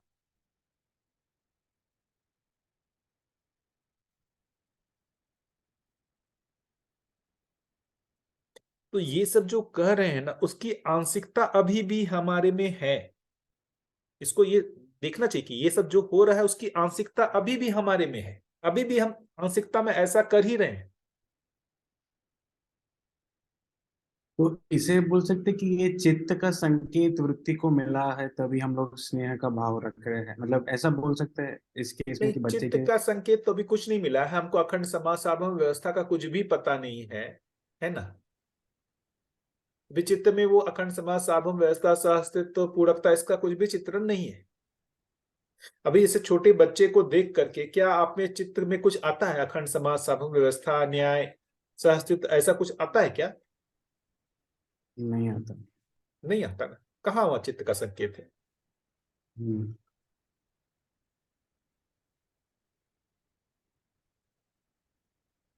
बस इतना ही कि बच्चे के साथ हमको न्याय करना है, ऐसा जो भाव आता है, वो जो आप बोल रहे हैं वो यहां से होगा, यहां से। वो तो अगला स्टेप है। पहला स्टेप तो हमको क्या करना है, ये स्नेह का हमारे में भाव आ जाए। अब वो कब होगा, वृत्ति किसे होगा, यदि हमारे में रुचि मूलक आस्वादन 4 विषय 5 संवेदनाएं 6 आवेश हावी हैं, तो ये मित्र आशाएं आएंगी ही नहीं। हमसे कोई रूप बल पद धन में हमसे यदि बड़ा है, तो हम हमारे में क्या होगा, कैलकुलेशन होगा कि भाई हमको इसके साथ जो है अच्छा व्यवहार करना है। क्यों? भविष्य में हमारी कोई लाभ या कुछ ऐसी जो है हमारी आवश्यकता कभी जरूरत पड़ सकती है ना, हमारा आवश्यकता कर सकता है, तो वो उसमें काम आएगा। कैलकुलेशन के साथ वो सारा व्यवहार होता है बड़े लोगों के साथ। क्यों? फ्यूचर में कभी कोई दिक्कत होगी तो उसमें ये काम आएगा। वहां कोई न्याय दृष्टि नहीं है। जो हमसे नीचे है, जहां पर हमको लगता है कि भाई वो हमारे कोई काम का नहीं आने वाला है, हम उससे दूर जाना चाहते हैं, यार जाए यहां से, जाए यहां से। जो आप में अपने से नीचे वालों के लिए भाव है ना, जाए यहां से, तो आप जो अपने से ऊपर वाले के लिए, जो रूप बल पद धन में अपने से ऊपर वाले के लिए जो कर रहे हैं ना, जो स्नेह दिखा रहे हैं, वो ऊपर वाले को समझ में आता है कि यार ये इसलिए ऐसा कर रहा है, तो वो भी आपके लिए यही सोचता है कि जाए यहां से। आप कर रहे होते हैं, स्नेह का भाव दिखा रहे होते हैं, लेकिन वो उसमें के प्रति वैसा ही रिजेक्शन है जैसा आप में जो आपसे नीचे है उनके प्रति रिजेक्शन का भाव है।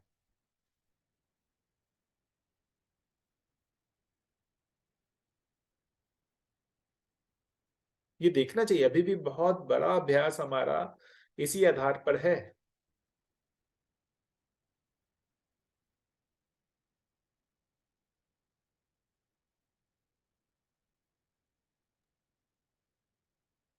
तो भैया ये संकेत हम जांचेंगे कैसे, मतलब कब हमको ये जांचना होगा, या आभास होगा, या आभास होगा कि वृत्ति का संकेत हमारे मन को मिल रहा है और हम लोग फिर उसके अनुकूल कार्यक्रम कर रहे हैं। ये तो हमको हर समय कोई भी मान लेते हैं कि अपने को देखना पड़ेगा। कोई भी आदमी आया, बड़े पैसे वाला आया, बड़े पद वाला आया, तो आप में उसके प्रति जो भी मतलब ट्रिगर हुआ, अरे यार ये बड़ा आदमी आया है, इससे आगे का हमारा कुछ काम निकल सकता है ना, ये काम आ सकता है, इससे कुछ पैसे मिल सकते हैं, कुछ हमारे को दिक्कत के समय काम आ सकता है। क्या इस भाव के साथ, सारा कैलकुलेशन के साथ हमारा व्यवहार होना शुरू हुआ? या वो बड़ा आया छोटा आया उससे फर्क नहीं पड़ता है, व्यक्ति के रूप में आया है और हमारे को इसके साथ स्नेह के रूप में व्यवहार करना है। भैया हमारे मन की स्थिति पर से हमको पता नहीं लगेगा कैसे कि शांति जैसा जब लग रहा है वाकई में, जब तो वो हमारे चित्त पर से वृत्ति ने ग्रहण किया, या वृत्ति पर से मन ने ग्रहण किया है। क्योंकि एक तरह का अंदर से वो शांति तभी आती है जब इस तरह का व्यवहार या न्यायपूर्ण व्यवहार होता है तो। बिल्कुल। नहीं, अभी तो ऐसे जो भैया पूछ रहे हैं ना, अभी कैसे, अभी हमको देखना पड़ेगा। यदि हमारे में देखेंगे, जो भी बिजनेसमैन है उनके सारे रिलेशंस देखेंगे, सब जगह व्यवहार देखेंगे, वो लाभ विधि प्रधान से ही होता है। सारा जो ये दिखाया जाता है ना, मैनेजमेंट का जितने भी कोर्स है वो इसी के ही लिए ही है। मैनेजमेंट में क्या सिखाते हैं कि दूसरे के साथ हमको कैसे कैलकुलेशन करना है, कैसे मैनिपुलेशन करना है। यही ना मैनेजमेंट का कोर्स, कि न्याय करना है, ये सिखाया जाता है। नहीं, अब जो नए मैनेजमेंट गुरु हैं, वो लोग अब वैलिड पर जा रहे हैं भैया। बिल्कुल। आने लगा है ये सब बातें। हालांकि वो ऊपर चल रही है, परंतु अब यानी कि गीता भी आने लगी है, दूसरी बातें भी आने लगी हैं इस तरह का, यानी कि यूनिवर्सल ट्रूथ वगैरह, ये सब बातें भी आने लगी हैं, यानी कि सबका पर वो बातें इस तरह से नहीं है। पर कुछ ना कुछ उनको ख्याल तो आने लगा है कि अगर सही मैनेजमेंट तो ये इसी तरह हो पाएगा। हाँ देखिए, वो तो मुझे जो कहाँ समझता है कि कंपनी का टॉप है ना, वही भयभीत रहता है कि उसके नीचे हम्म। वाला ही उसकी कंपनी को ना हड़प ले। तो यार उसको थोड़ा सा मूल्य सिखाओ, नहीं, है ना। और उसमें लाभ दिखने भी लगा है ना लोगों को, पर चाहे वो है ऊपर चल रहा है अभी, यानी कि वो अंदर से बिल्कुल वो उनको लाभ, जैसा कि आपने अभी कहा, उनको लाभ पहुंचाने से मुझे लाभ होगा, अल्टीमेटली वो चीज आ जाती है। बिल्कुल। तो ये जो भैया पूछ रहे थे ना, स्वनिरीक्षण की आवश्यकता बहुत ज्यादा है।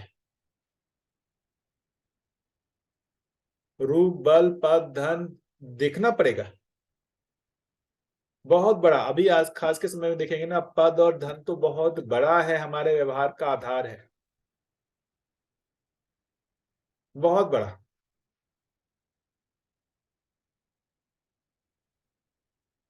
एक बड़ा पैसे वाला आए और हम उसका जिस तरीके से करते हैं व्यवहार, उसके साथ जिस तरीके से स्वागत सत्कार करते हैं, और एक कम आता है पैसे वाला, उसका हम किस तरीके से स्वागत सत्कार करते हैं, ये तो हम अपने घरों में ही देख लेते हैं।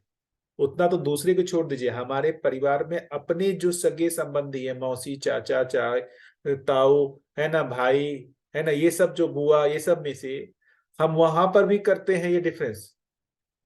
जो हमसे ज्यादा रूप बल पद धन में आगे हैं उनके साथ हम अलग तरीके से स्वागत भाव के साथ प्रस्तुत होते हैं, और जो हमसे कम है उनके साथ अलग तरीके से करते हैं। ये तो मैंने तो अपने ही घर में देखा। आप लोग देखे हुए या नहीं देखे हुए, आप लोग बताएंगे। क्या लगता है आप लोग, होता है कि नहीं? दूसरे लोग से छोड़ दिए, हम तो अपने जो कुनबा है उसमें ही ऐसा करते हैं। होता है डिफरेंशिएशन बिल्कुल। कहाँ वहां पर है? तो अपने को वहां पर ये समझ में आना, हमको वहां पर कि भाई हम जिस व्यक्ति के साथ भी कर रहे हैं तो क्या यहाँ पर हम ये इस आधार पर हम अपने में मतलब उसके साथ व्यवहार कर रहे हैं, या फिर भाई स्नेह का न्याय के साथ हम उसके साथ व्यवहार करने का प्रयास कर रहे हैं।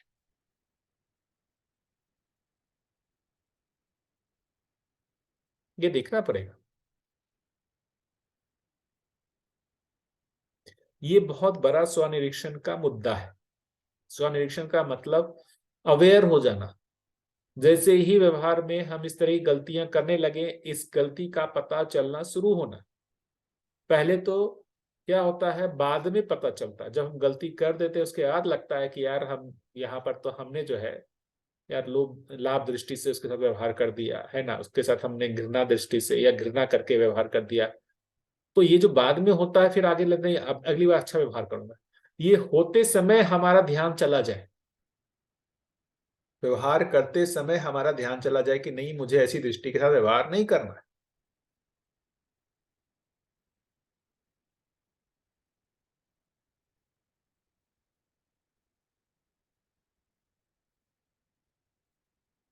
अभी हम जीवन विद्या परिवार में भी दूसरे का व्यवहार कर रहे हैं, यहाँ भी अपने को देखना पड़ेगा कि हम जो व्यवहार कर रहे हैं वहां पर भी क्या यही काम आ रहा है या नहीं आ रहा है।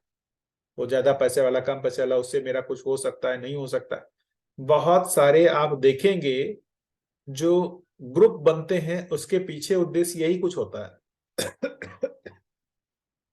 है ना, छोटे छोटे ग्रुप बनते रहते हैं सब कुछ। क्या उसका आशय वही है या फिर कुछ व्यवस्था बनाने की आशा है, ये सोचना पड़ेगा।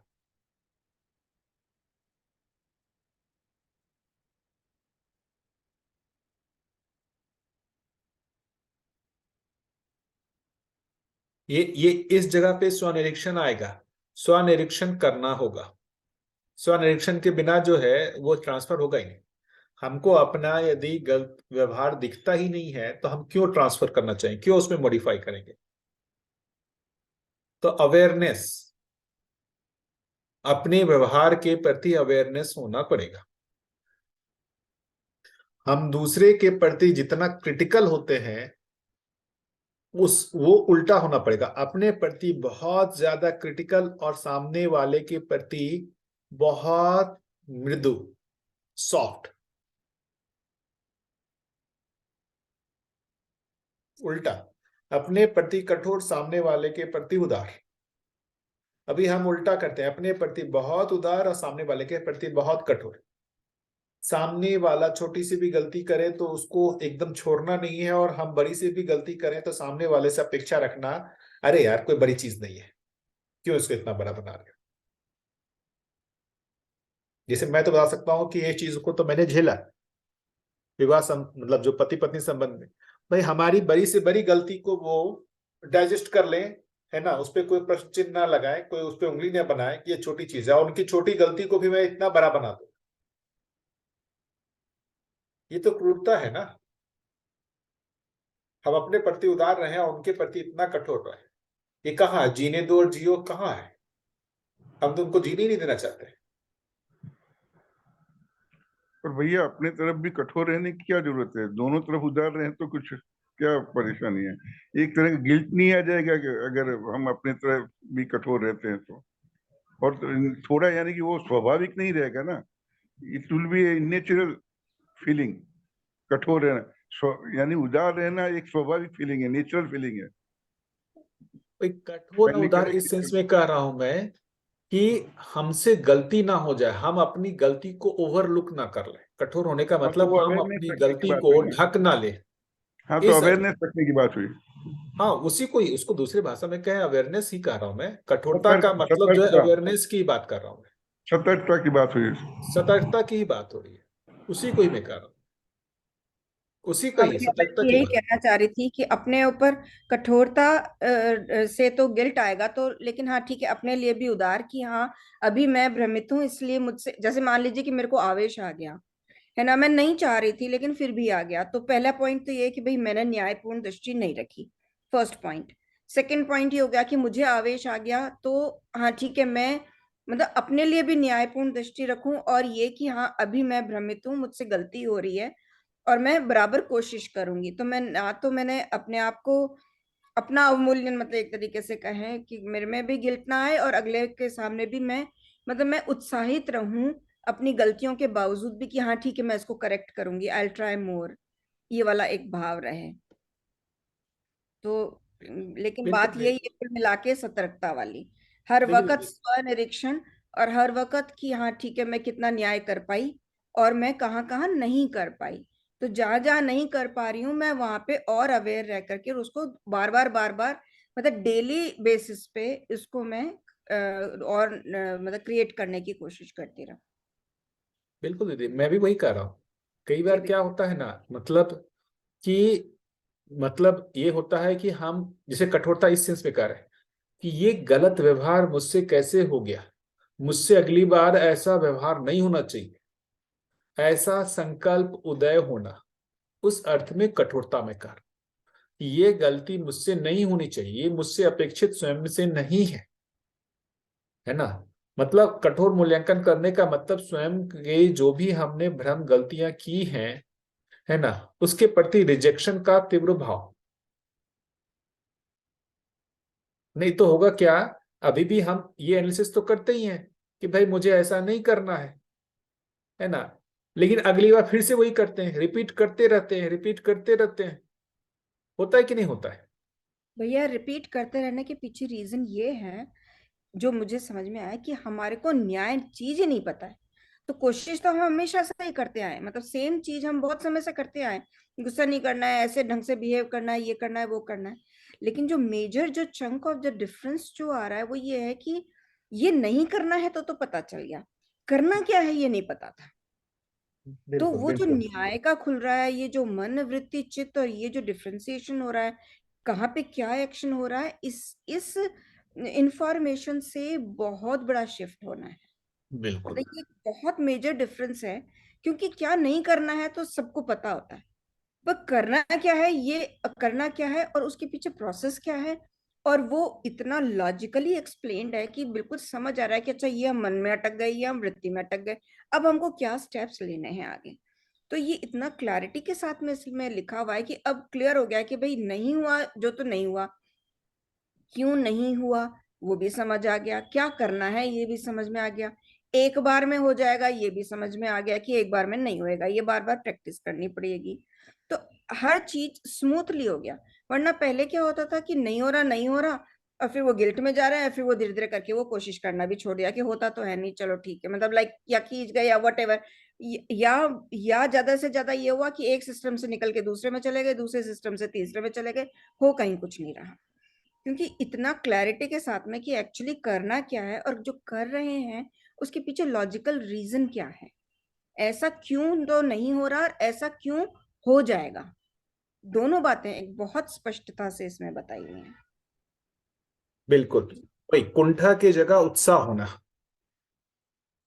निराशावादी की जगह आशावादी हो जाना, वही ये दर्शन मैं तो वही देख रहा हूं कि ये उस जगह पे बहुत बढ़िया काम कर रहा है जो आप बोल रही हैं, कि जहां पर आप गलत को जो अस्वीकार कर रहे हैं लेकिन सही का पता नहीं होना, तो कुंठा ही होता है ये एग्जैक्टली इतना भैया, बढ़िया। हाँ पहली बार मुझे ऐसा लगा है कि मुझे अपनी कमियों के साथ में कुंठा नहीं हो रही है, रादर मेरे को ये लग रहा है कि अच्छा ठीक है ये हो गया ना, अब मुझे नेक्स्ट टाइम ये करना है, तो दो चार बार में ही वो भी जा रहा है, क्योंकि वो गिल्ट में नहीं है, प्रेशर में नहीं है।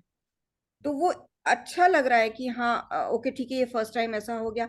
अभी भी जब गलत व्यवहार हो जाता है तो थोड़े से व्यथित भी होते हैं, लेकिन उसका विश्लेषण होता है पूरा, क्यों हुआ, कैसे हुआ, कहाँ अटक गए, क्या हो रहा था। ये पूरा होने के बाद में फिर फाइनली निष्कर्ष निकलता है कि अच्छा यहाँ गैप रह गया था। अब नाउ नेक्स्ट टाइम अगर ऐसी घटना होगी तो मैं उत्साहित हूँ इस चीज के लिए कि हाँ ठीक है, नेक्स्ट टाइम मैं मैनेज कर लूंगी, रादर देन कि मैं कुंडा में चली जाऊं कि अब ये बार बार होएगा और मुझसे नहीं संभलेगा या थिंग्स लाइक दैट। ये बहुत बड़ा इसका मतलब क्लैरिटी है इस दर्शन में। बिल्कुल बिल्कुल दीदी, मैं भी इस बात से एग्री करता हूँ कि मतलब जैसे पुराने में जो भी हम गिल्ट फील में चले जाते थे ना, उसकी जगह अब पॉजिटिविटी और उसके जो नियम समझ में आते हैं। गिल्ट फील क्या होता है ना, कि जब हमको उसके नियम का पता नहीं चलता है कि किस नियम से ये हो रहा है, सिर्फ घटना घट रही है, उसका नियम का पता नहीं चल रहा है, नियम का पता नहीं चल रहा है तो उस पर कैसे नियंत्रण पाना इसका भी पता नहीं चलता था। अब एक घटना के नियम का पता चलता है, नियम का पता चलता है तो अपने विश्वास बनता है कि इस नियम को मैं और अच्छे से समझ लिया तो मैं इस घटना पे नियंत्रण भी पा सकता हूँ। इतना ही तो मुद्दा है। तो नियम को अच्छे से पहचानने का ये बहुत बढ़िया ये दर्शन एक वो लगता है, जैसे अपने मानसिकता को पहचानने का, हम कैसे कार्य करते हैं, मतलब जीवन रूप में कैसे कार्य कर रहे हैं, अपने मनोविज्ञान को पहचानने का इतना बढ़िया काम कर रहा है। इससे अपने में उत्साह आता है कि यार इस नियम को मैंने और अच्छे से पहचान लिया तो ये हमारे लिए सरल हो जाएगा। जैसे दिख रहे मन वृत्ति चित्त में कैसे काम कर रहा है, नहीं हो रहा, ये सब नियम को ही तो पहचानने की बात हो रही है। उस नियम को जितने अच्छे से पहचानेंगे उतना अच्छा अपने ऊपर नियंत्रण आ जाएगा। इतना ही तो काम है। इसलिए तो समस्या समाधान के प्रकाश में समस्या का विश्लेषण हो रहा है।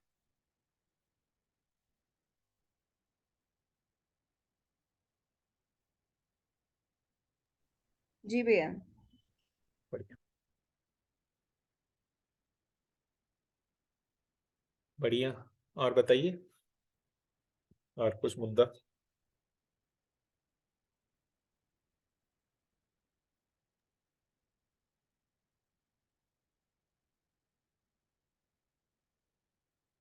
और कोई मुद्दा हो बताइए, कोई भी।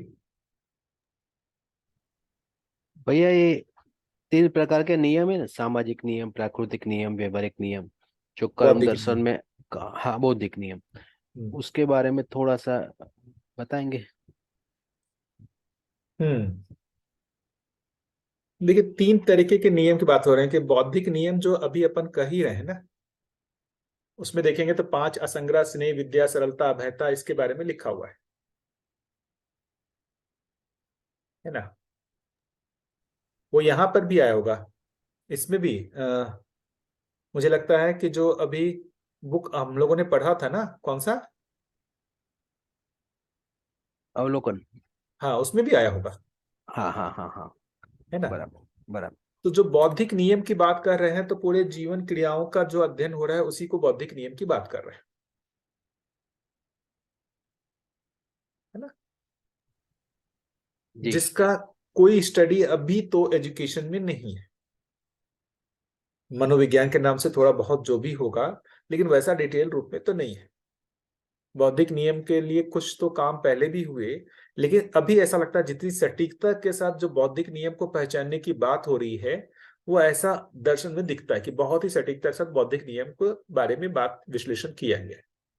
तो बौद्धिक बढ़िया। नियम, हाँ, जैसे बौद्धिक नियम जो कह रहे हैं, जैसे बुद्धि जुड़े हुए हैं, मन, वृत्ति, चित्त, बुद्धि, आत्मा, इन सब से जुड़ा हुआ बात है। तो जीवन की क्रियाओं के बीच में जो संतुलन है, उस संतुलन का क्या नियम है, उस नियम को पहचानने को ही हम बौद्धिक नियम कह रहे हैं। प्राकृतिक नियम हो गया जब हम मनुष्य को छोड़ के शेष प्रकृति के साथ जब हम मतलब संतुलन को पहचानने का काम कर रहे हैं, तो वहां पर जो भी नियम है उसको प्राकृतिक नियम कह रहे हैं। अभी भी साइंस पहचान ही रहा है। प्राकृतिक नियम में देखेंगे तो एक भाग को पहचाना है, गणितीय वाले भाग को, है ना। उसमें गणितीय भाग के साथ जो उसका संतुलन का जो भाग है, उस नियम को नहीं पहचाना है। जैसे भी बात हुई थी पेट्रोल डीजल, तो पेट्रोल कैसे बर्न करता है, क्या एनर्जी देता है, इस नियम को पहचान लिया, उसका मैथमेटिकल कैलकुलेशन कर लिया, उसके कंपोजिशन को पहचान लिया। लेकिन पेट्रोल डीजल का जो मतलब धरती के साथ संतुलन बना हुआ है, उसका जो नियम है उसको नहीं पहचाना है। तो आंशिकता में नियम को पहचाना है, संपूर्णता में नियम को नहीं पहचाना है। इसको बोल रहे हैं प्राकृतिक नियम। सामाजिक नियम जो हम बोल रहे हैं कि जब हम जो समाज में जब दूसरे व्यक्तियों के साथ जब जिएंगे, उसमें जो व्यवस्था है, उस व्यवस्था के अनुसार हमको कैसा आचरण करना है, यही सब जो कार्य है उसको सामाजिक नियम कार्य है, जिसको कह रहे हैं स्वधन स्वनारी दयापूर्ण कार्य व्यवहार। इतना ही तो है ना। आप कहाँ कहाँ जिएंगे? स्वयं में जिएंगे, प्रकृति के साथ जिएंगे, और व्यक्ति के साथ जिएंगे। इस जीने का जगह इससे ज्यादा है क्या?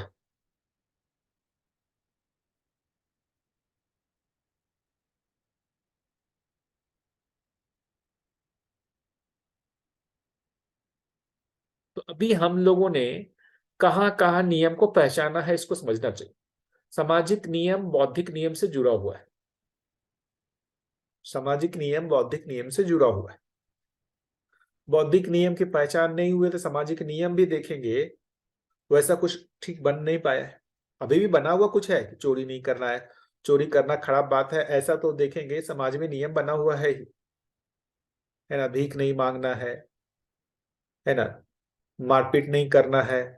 तो ऐसे बहुत सारे सामाजिक नियम तो अभी भी बने हुए हैं। तो भैया वो तो स्टेचुटरी वार्निंग आती है सिगरेट के बॉक्स पे, इस तरह का ही है।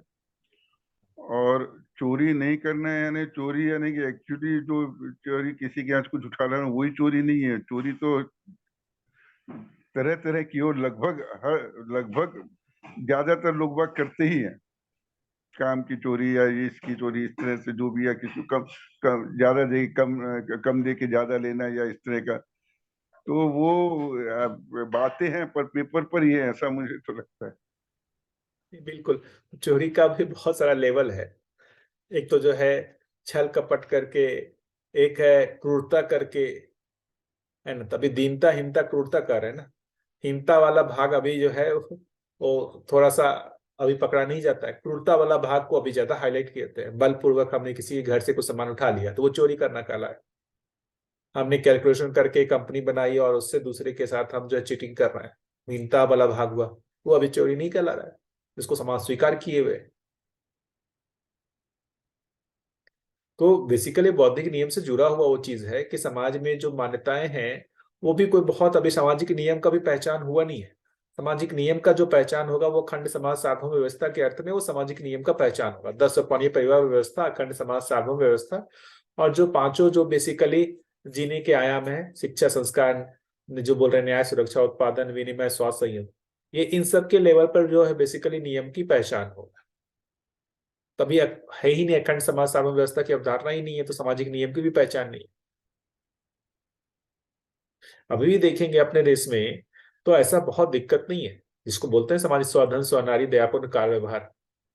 तो देखेंगे तो चलिए स्वधन उस रूप में नहीं है कि श्रम पूर्वक उत्पादन करके हमको वैसा जीना है, लेकिन इतना तो है कि भाई दूसरे का हमको छीनना नहीं है, ऐसा अर्थ में है, निगेटिव अर्थ में। हम उत्पादन करें या ना करें लेकिन दूसरे के साथ छीनना नहीं है, इस अर्थ में तो अभी भी है। स्व नारी स्व पुरुष का दबाव है ही अभी भी। इसको अभी भी समाज में गलत माना ही जाता है। पर नारी पर पुरुष को अभी भी समाज में गलत माना ही जाता है। अपने समाज में तो माना ही जाता है, बाहर का मुझे नहीं पता कि इस बाहर में वो सामाजिक रूप से स्वीकार है या नहीं है। लेकिन मेरा अनुमान है कि वो स्वीकार वहां पर भी होगा। स्वधन मतलब स्व नारी स्व पुरुष का स्वीकृति तो वहां पर भी होगी।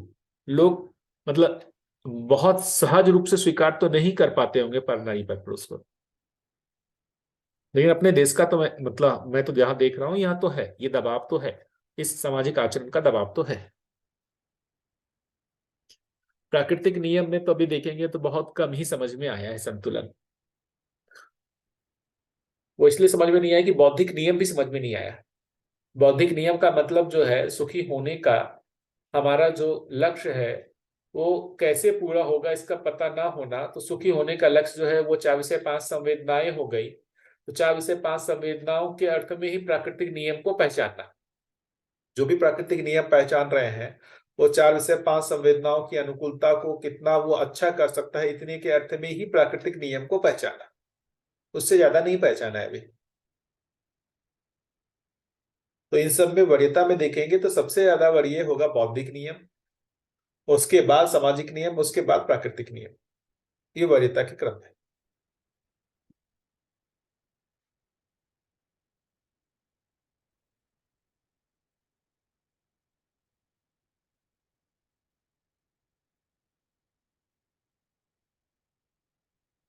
है ना।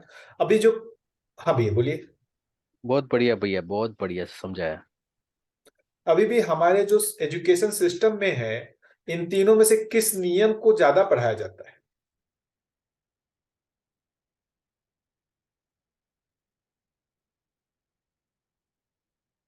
क्या लगता है किस नियम को ज्यादा पढ़ाया जाता है?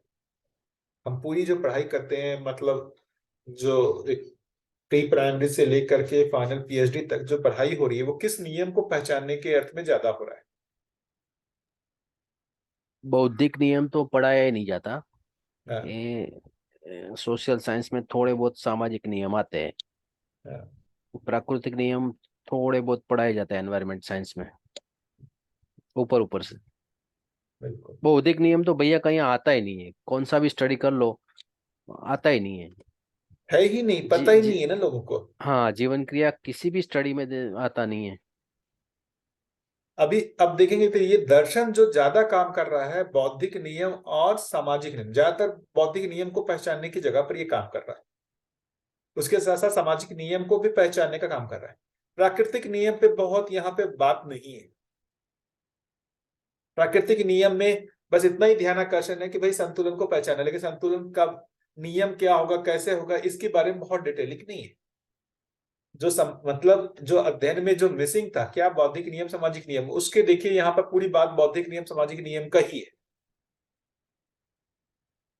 थोड़ा बहुत कम दर्शन में आप देखेंगे, और जो सेकंड पार्ट है या समाधानात्मक भौतिकवाद है, उसमें आपको प्राकृतिक नियम के बारे में भी बहुत सारा कुछ मिलता है।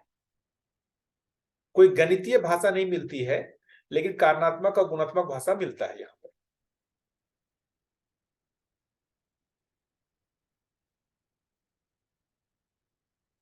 है ना। दर्शन में कहीं भी पढ़ेंगे ना, कोई भी जगह पे बिंदु पढ़ेंगे, वो इन तीनों नियम से कहीं जुड़ता है। या तो बौद्धिक नियम की जगह पे ध्यान दिलाने की बात हो रही है, या सामाजिक नियम की जगह पे, या फिर प्राकृतिक नियम।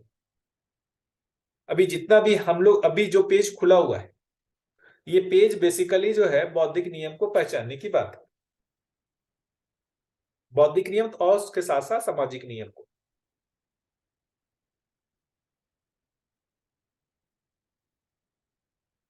ठीक है।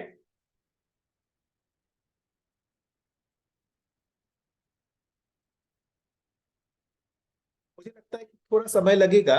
अभी भी देखेंगे प्राकृतिक नियम भी कितना साल पुराना है, अभी 200-300 साल हुआ है, उससे ज्यादा तो हुआ नहीं है। जो प्राकृतिक नियम का गणितीय भाग को भी पहचानने का काम हुआ है, वो बहुत पुराना नहीं है, 200 साल तो पुराने होंगे। और एजुकेशन में तो मुझे लगता है कि और भी कम, 50-60 साल में तो ये आया है शायद एजुकेशन में, मतलब जन सामान्य जो हुआ, जो हर स्कूलों में पढ़ाया जाने लगा है। उससे पहले तो ये प्राकृतिक नियम को भी नहीं पढ़ाया जाता था। उससे पहले देखेंगे तो जो भी वेद परंपरा या ये सब गए, वो ज्यादातर बौद्धिक नियम को ही फोकस कर रहा था। है ना। बौद्धिक नियम, थोड़ा बहुत सामाजिक नियम, प्राकृतिक नियम की तरफ उधर कोई ध्यान आकर्षण ही नहीं था। क्यों? प्रकृति को सत्य मानने ही नहीं रहे थे, और उस समय आवश्यकता भी नहीं थी। प्रकृति में ऐसा कोई असंतुलन नहीं था जिससे प्राकृतिक नियम को लेकर के ऐसा कुछ बहुत ज्यादा मारामारी था। अब आवश्यकता प्राकृतिक नियम को भी पहचानने की लगती है, क्योंकि जो प्रकृति का संतुलन है वो बिगड़ रहा है। तो बिगड़ रहा है तो उसके नियम को पहचानने की भी बात हो रही है। लेकिन मूल में हर जगह जो भी बाहर का असंतुलन है, समाज में असंतुलन, प्रकृति में असंतुलन जो बिगड़ रहा है, उसके मूल में जो मानव में, जो मानसिकता में असंतुलन है, वही है। वो असंतुलन को, जो नियम है, उसको पहचानने की बहुत ज्यादा आवश्यकता है। इसलिए बार बार मुझे तो ये लगता है कि जो पूरा दर्शन है, वो एजुकेशन में आने की आवश्यकता है। ये पूरा दर्शन एजुकेशन में आने की आवश्यकता है, क्योंकि जो नियम है, उस नियम में से बहुत एक छोटे भाग को ही नियम के रूप में लोग पहचान के पढ़ा रहे हैं। जो दूसरे नियम है उसके लिए कोई वस्तु ही नहीं है, वो वस्तु यहाँ से आएगा।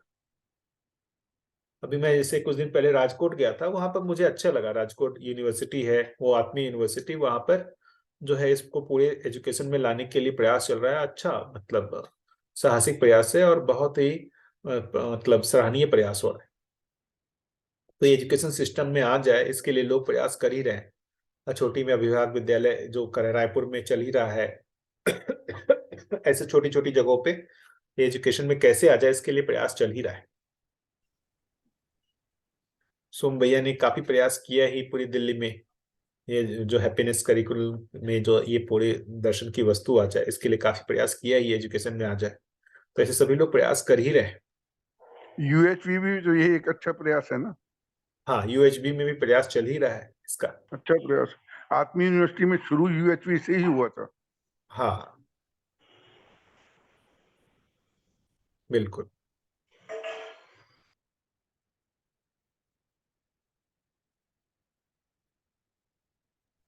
तो भैया ये यूएचवी जो शिविर लेते हैं वो वैसा ही है, मतलब जो अपना दर्शन वाला जो शिविर है, जैसे जो सोम भैया जैसा लेते हैं? देखिए, मुझे उसका बहुत आइडिया है नहीं क्योंकि मैं उससे बहुत जुड़ा हुआ नहीं हूँ, लेकिन मतलब मैं जितना मतलब जानता हूँ कि भाई जो प्रोसेस होना चाहिए, जो बाबा जी की अपेक्षा थी कि पहले तो एक इंफॉर्मेशन के रूप में जो परिचय शिविर होना है वो होना, और उससे जो भी लोग उत्साहित हो रहे हैं समझने के लिए आगे के लिए, उनको इस पूरे दर्शन से कनेक्ट करना, क्योंकि पूरे दर्शन को जब तक हम नहीं बताते हैं तो सारे जो है नियम को हम पहचानने की जगह पर नहीं पहुंच सकते, है ना। तो यदि इस रूप में हो रहा है तो वो भी यही काम हो रहा है, यदि नहीं हो रहा है तो थोड़ा सोचने का मुद्दा है। दो ही लेवल की चीज है, एक तो परिचय शिविर जहां पर हम एक सूचना के रूप में चीजों को देख रहे बता रहे हैं, जहां पर जिन लोगों की आस्था बनती है कि नहीं इसको और अच्छे से समझना है, उसको अच्छे से समझने के अर्थ में पूरे दर्शन का जो है अध्ययन कराना, ये स्टेप मुझे लगता है। क्योंकि मतलब मैं यूएचबी से बहुत जुड़ा हुआ नहीं हूँ डायरेक्ट उस कार्यक्रम से, तो मुझे उसका बहुत आइडिया नहीं है। आप लोगों में से किसी को होगा तो मतलब वो आप मूल्यांकित कर सकते हैं।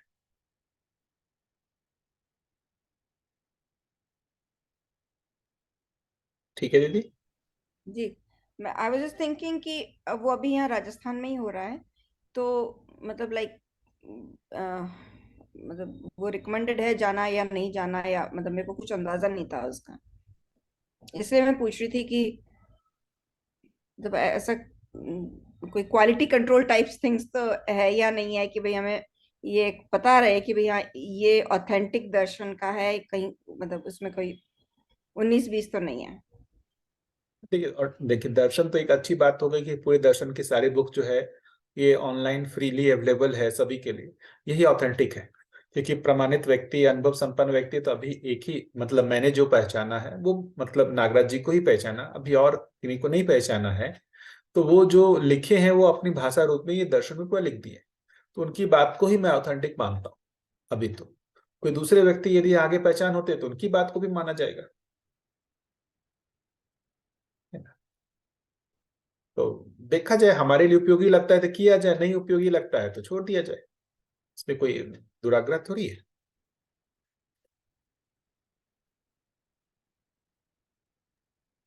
बढ़िया। अभी देखिए दीदी, मुझे जो एक महत्वपूर्ण भाग ये लगता है ना कि अभी इसमें भिन्नताएं हो सकती हैं, अनुमान क्षमता में भिन्नताएं हो सकती हैं। अभी जैसे बाबा जी एक जगह पहुंचे हुए हैं, मतलब एक होता है ना एक रास्ते से एक पथ से चल करके जो एक डेस्टिनेशन है ना, गंतव्य वहां पहुंचे हुए हैं। तो हम लोग का ये आस्था बनता था कि अब हम कहाँ खड़े हैं इसको वो देख सकते हैं, और हमारे लिए रास्ता क्या होगा इसको वो बता सकते हैं। और अभी जो बाकी जो लोग जो गंतव्य तक नहीं पहुंचे हैं, डेस्टिनेशन तक नहीं पहुंचे हैं, है ना, तो वो उनके मतलब उनका एक अनुमान हो सकता है कि डेस्टिनेशन पर कैसे पहुंचा जाए, है ना। तो अब उनके अनुमान हो सकता है, और हम भी डेस्टिनेशन पे नहीं पहुंचे, हम भी रास्ते में, तो हम जो हमारा भी डेस्टिनेशन के लिए अनुमान बन रहा है उसमें भिन्नताएं हो सकती, है ना। मूल मुद्दा है कि डेस्टिनेशन दोनों का एक ही यदि है तो उससे उतने के आधार पर उनके साथ मित्रता हो सकती है, भिन्नताएं हो सकती है, उसको रिजॉल्व किया सकता है, बात किया सकता है कि भाई क्या है कैसे पहुंचा जाए, है ना। कि बढ़िया पहुंचना तो बढ़िया। सभी, हाँ पहुंचना तो सभी चाह ही रहे हैं, लक्ष्य तो सभी का एक ही है, लेकिन वही है कि यदि हम चल के नहीं गए हैं तो वो अनुमान ही होगा, सटीकता तो नहीं हो सकती, सटीकता तो नहीं हो सकते। वो सटीकता तो एक जो है मैंने जो पहचाना वो तो बाबा जी में ही पहचाना, नागराज जी में ही पहचाना। बाकी जो भी हमारा मार्गदर्शन करें वो एक अनुमान की ही जगह पे हो सकता है, और वो भी अनुमान मेरा जो अपना आकलन है वो उतना ही हो सकता है जितना जगह पर वहां पहुंचे हुए। जैसे मैं उतना ही आपका मार्गदर्शन कर सकता हूं जिस जगह पर मैं खड़ा हूं। मैं अपनी जगह तक पहुंचाने का जो है वहां तक तो मैं दूसरे के लिए मतलब मार्गदर्शक हो सकता हूं। जहां से आगे मैं खुद ही नहीं पहुंचा हूं वहां पर तो मेरा बिल्कुल ही एकदम कहें कि एक अनुमान जैसा ही चलेगा। तो एक अच्छी बात है कि सुखद मुझे ये लगता है जिनका भी मार्गदर्शन मतलब हम चाह रहे हैं, यदि हमने उनका मूल्यांकन किया हुआ है कि नहीं ये हमसे जागृति क्रम में आगे हैं, उतने तक का सहयोग उनसे ले सकते हैं। भाई हमसे यदि थोड़ा सा भी आगे है तो उतना आगे बढ़ने का सहयोग उनसे ले ही सकते हैं। हम बहुत वहां बढ़िया। तक उतना तक हम वहां पहुंच जाएं, फिर हम आगे अपने विवेक से निर्णय लेंगे। जैसे बाबा जी ने भी उसी तरीके से किया। समाधि तक जो पहुंचना है उसका तो मतलब जो भी है वो उन्होंने परंपरा से ही किया। परंपरा से ही उन्होंने समाधि तक पहुंचने का रास्ता जो भी है उसका प्रेरणा लिया, और वहां जाने के बाद जो है फिर उसमें स्वविवेक से संयम और संयम को उन्होंने पलट करके किया। जहां तक समाधि तक पहुंचना है वहां पर तो उन्होंने परंपरा का ही उपयोग किया, उसके मार्गदर्शन में ही चले।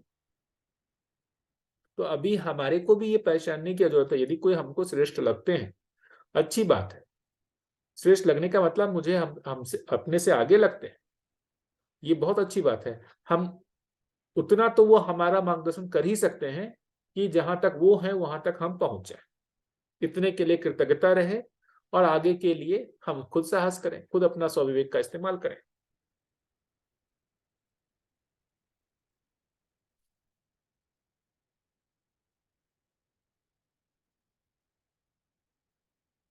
बढ़िया। और बताइए।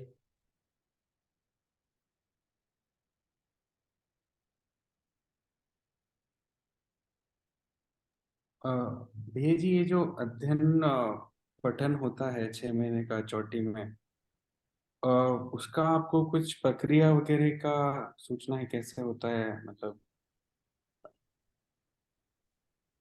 अभी जो होने वाला है शायद जुलाई में। हाँ, उसके लिए आपको रजिस्ट्रेशन करना होता हापुड़ है। में होने वाला है, छोटी में, और शायद हापुड़ में भी 3 महीने का होने वाला है। हाँ, मतलब हर जगह अपना अलग अलग है ना। हम्म। हापुड़ में भी हो रहा है, छोटी में हो रहा है 6 महीने का। मानव तीर्थ में कुछ 3 साल का होता है ना। तो हर जगह के अपने अलग अलग हैं।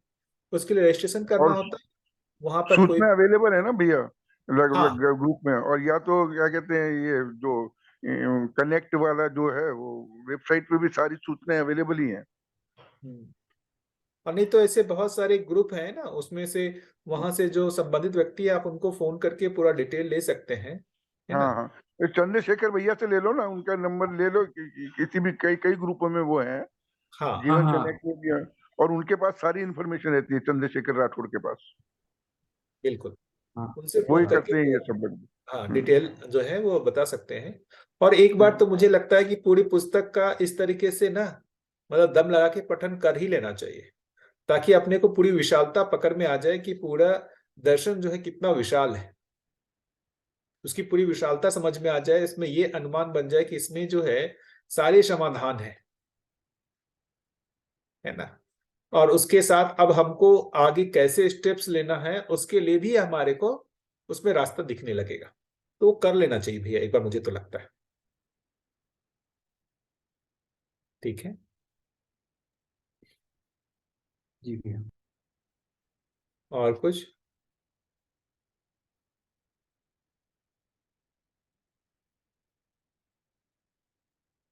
और कोई मुद्दा?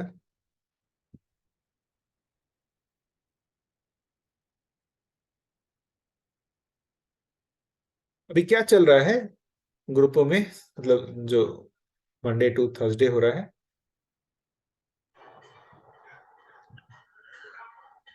बाबा जी रात के वीडियो में। चल रहा है, वीडियो देख रहे हैं। हम्म। कौन वाले वीडियो?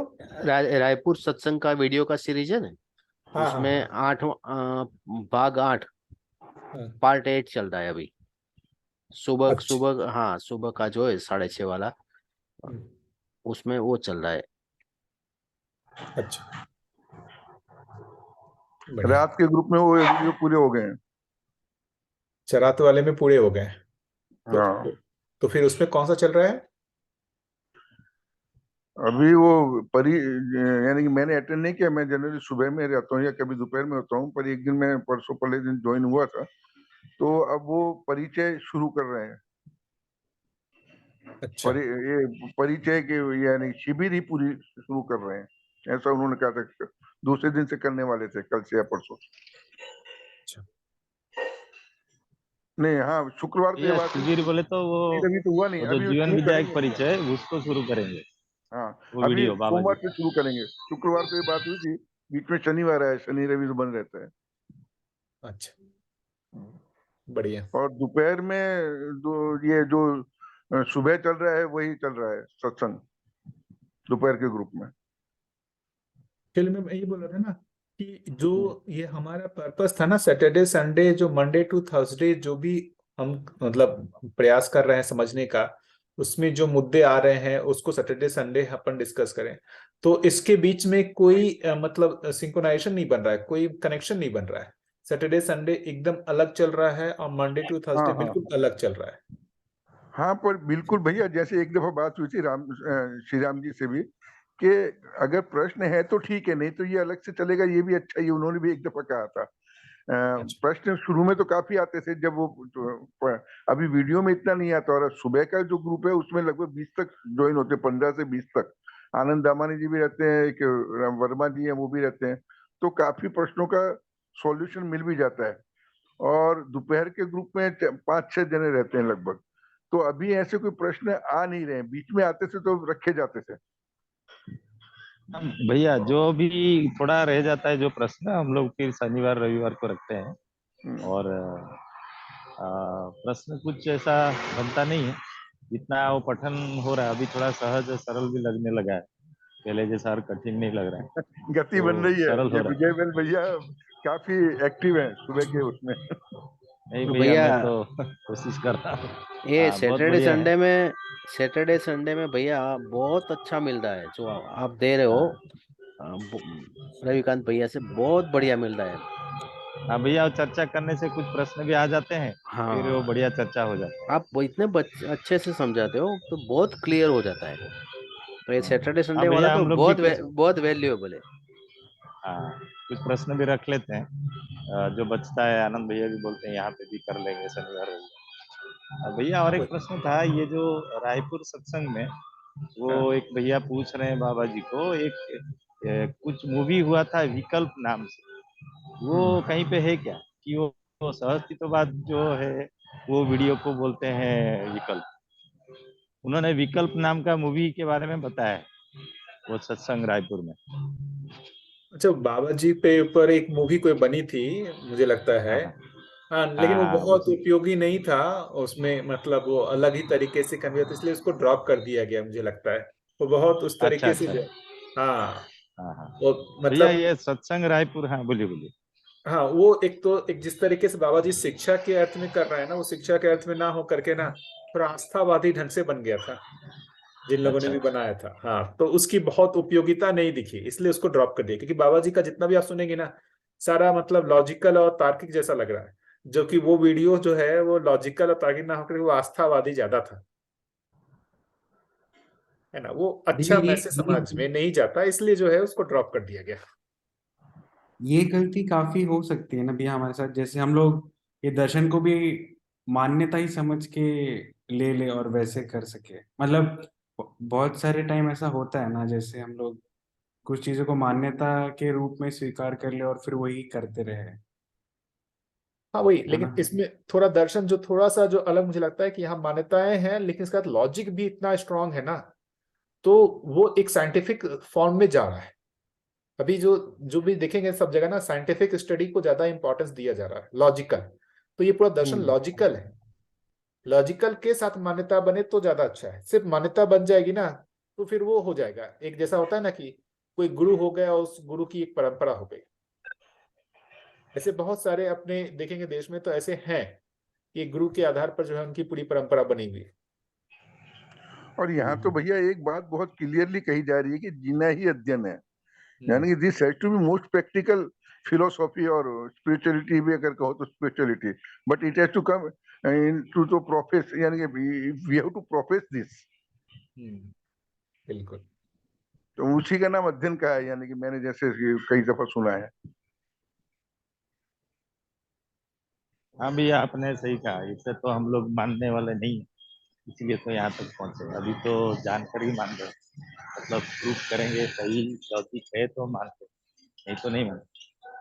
ये इसलिए अच्छा लग रहा है भैया। ये रायपुर सत्संग जो है, पहले तो समझ नहीं आ रहा था, अभी तो बहुत बढ़िया है, इतना सरल है वो।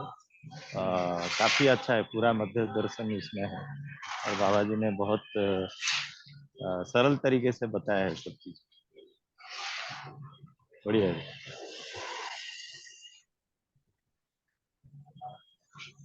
जो क्रम है श्रीराम भैया ने जो क्रम बनाया है, उसको फॉलो करते जा रहे हैं तो काफी सरल हुआ है अभी तक।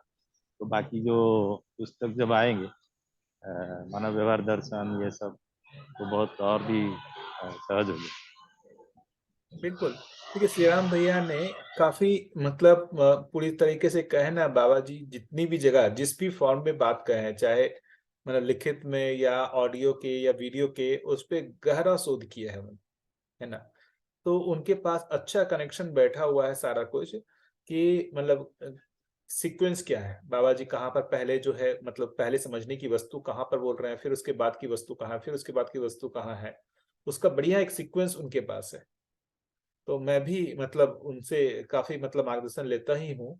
उनका काफी रिगरस स्टडी है, उतना तो मतलब मैंने बिल्कुल ही नहीं किया। कुछ लोगों को जैसे मैंने देखा है कि जो दर्शन को काफी रिगरस स्टडी किए हैं, उसमें श्री राम भैया हैं, साधन भैया हैं, योगेश भैया हैं, सुवर्णा दीदी हैं, ऐसे और भी लोग हैं, सोम भैया हैं, BR भैया हैं, ऐसे बहुत सारे लोग हैं जिन्होंने स्टडी किया है। तो उनका मार्गदर्शन हमारे लिए अच्छा रहता है। नहीं तो क्या होगा कि पहले सीधा ही मान लेते कोई दर्शन की बुक कर लिए और उससे अपने को समझ में ही नहीं आ रहा, तो फिर तकलीफ हो जाती है। तो वही उसको जैसे क्लास वाइज सीक्वेंस कर, क्लास 1 में अभी हम ये कर ले, फिर क्लास 2 में चले जाएं, क्लास 2 में ये कर ले, फिर क्लास 3 में चले जाएं, तो ऐसा सिक्वेंशियल उन्होंने किया है। ये एक अच्छा, मुझे भी बहुत बढ़िया लगता है इनकी मेहनत, बहुत मेहनत किया है इन्होंने। मतलब खासकर वो देखेंगे जो उन्होंने जो 2 बुक बनाई है ना, जीवन विद्या एक परिचय नाम से, और एक ये जो अभी हम लोगों ने जो संकलन किया पढ़ा तभी, वो इतना बढ़िया मुझे लगा। खासकर ये दूसरा वाला जो अभी जस्ट हम लोगों ने कंप्लीट किया है, वो मुझे इतना अच्छा लगा, बहुत ही बढ़िया लगा। जो मध्यस्थ दर्शन एक अवलोकन वाला, जो ये वाला बहुत ही सुंदर मुझे लगा, बहुत ही लॉजिकल तरीके से, बहुत ही सिक्वेंशियल जो है उन्होंने बहुत अच्छा मेहनत किया, अद्भुत। बाकी बहुत कॉम्प्रिहेंसिव भी है वो। बहुत बहुत कंप्रेसिव पूरा दर्शन आया हुआ है इसमें, या और इतना अच्छा से सिक्वेंशियल तरीके से आया हुआ है ना, मतलब अद्भुत है। और यानी कर्म दर्शन भी है उसमें, मध्य व्यवहार दर्शन भी है, सब यानी काफी कॉम्प्रिहेंसिव कहा जाएगा उसको। हाँ, मतलब मुझे तो आश्चर्य लगता है कि उन्होंने हम्म, काफी कितना समय लगाया हो, कई करेक्ट वर्षों करेक्ट। का। हाँ, कई वर्षों का, मतलब 10 साल का जो मेहनत है, ऐसा लगता है। हाँ भैया, और भी उन्होंने संवाद 3 और 4 अभी कर रहे हैं, उसमें बोल रहे थे कि 5 साल लगेगा पूरा कंप्लीट होना। तो बाबा जी का सब कलेक्ट करके उसको करा रहे हैं, संकलन बढ़िया करने है, में तो मतलब समय लगे। उनका जो इन सब चीजों में सहयोग है ना, वो तो मतलब अद्भुत है। उनके प्रति तो हमेशा कृतज्ञता रहती है। बढ़िया।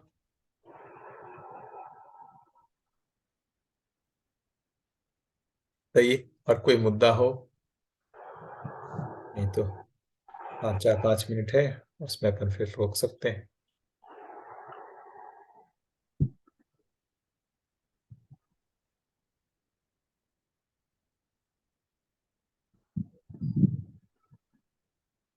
ऐसा आप लोगों का कोई मुद्दा है तो, या फिर रोकें? आप लोग बताइए। रुकते हैं भैया बस। अच्छा है, यानी कि मनन सा हो रहा है, जो कुछ हुआ जो अच्छा रहा। जी भैया, बहुत ही अच्छा रहा, प्रैक्टिकल, काफी क्लैरिटी।